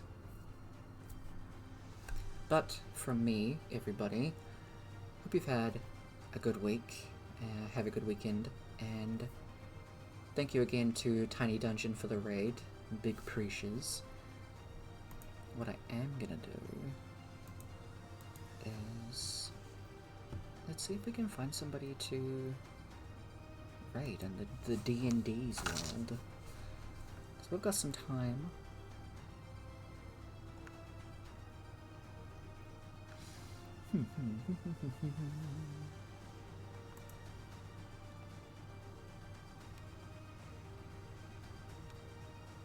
We have a bunch of things going on in the background that will come into play, so I'm super excited for all of that to come out when we get there eventually.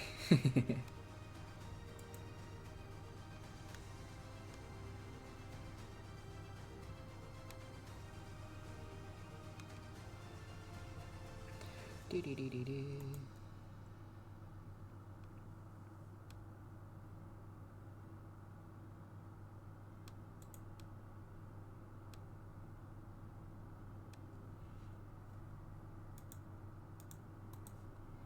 Sorry, I didn't have this prepared earlier. My bad.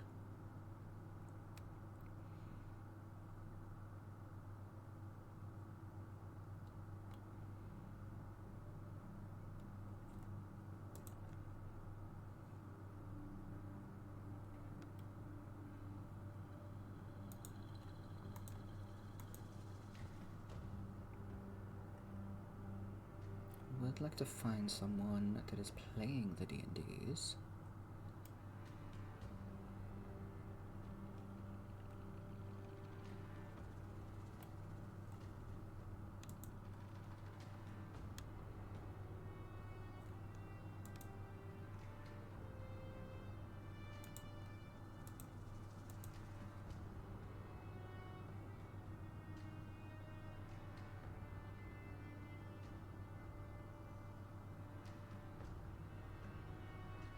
Hell yeah. Let's do it. So, we're gonna go see Scales the Fox. I'm gonna check in this first, and then check in here. So, copy in that raid message and add any kind of emotes that you want to add in, and I will catch y'all on Wednesday for some D&D-ness. Oh, sorry, just for some gaming. We're going to get back into Inquisition. I've finally managed to get a bit of a groove on with it, so I'm excited to continue onward. But yeah, I will catch y'all then. Take care of yourselves, take care of each other, and I'll catch you later. Bye!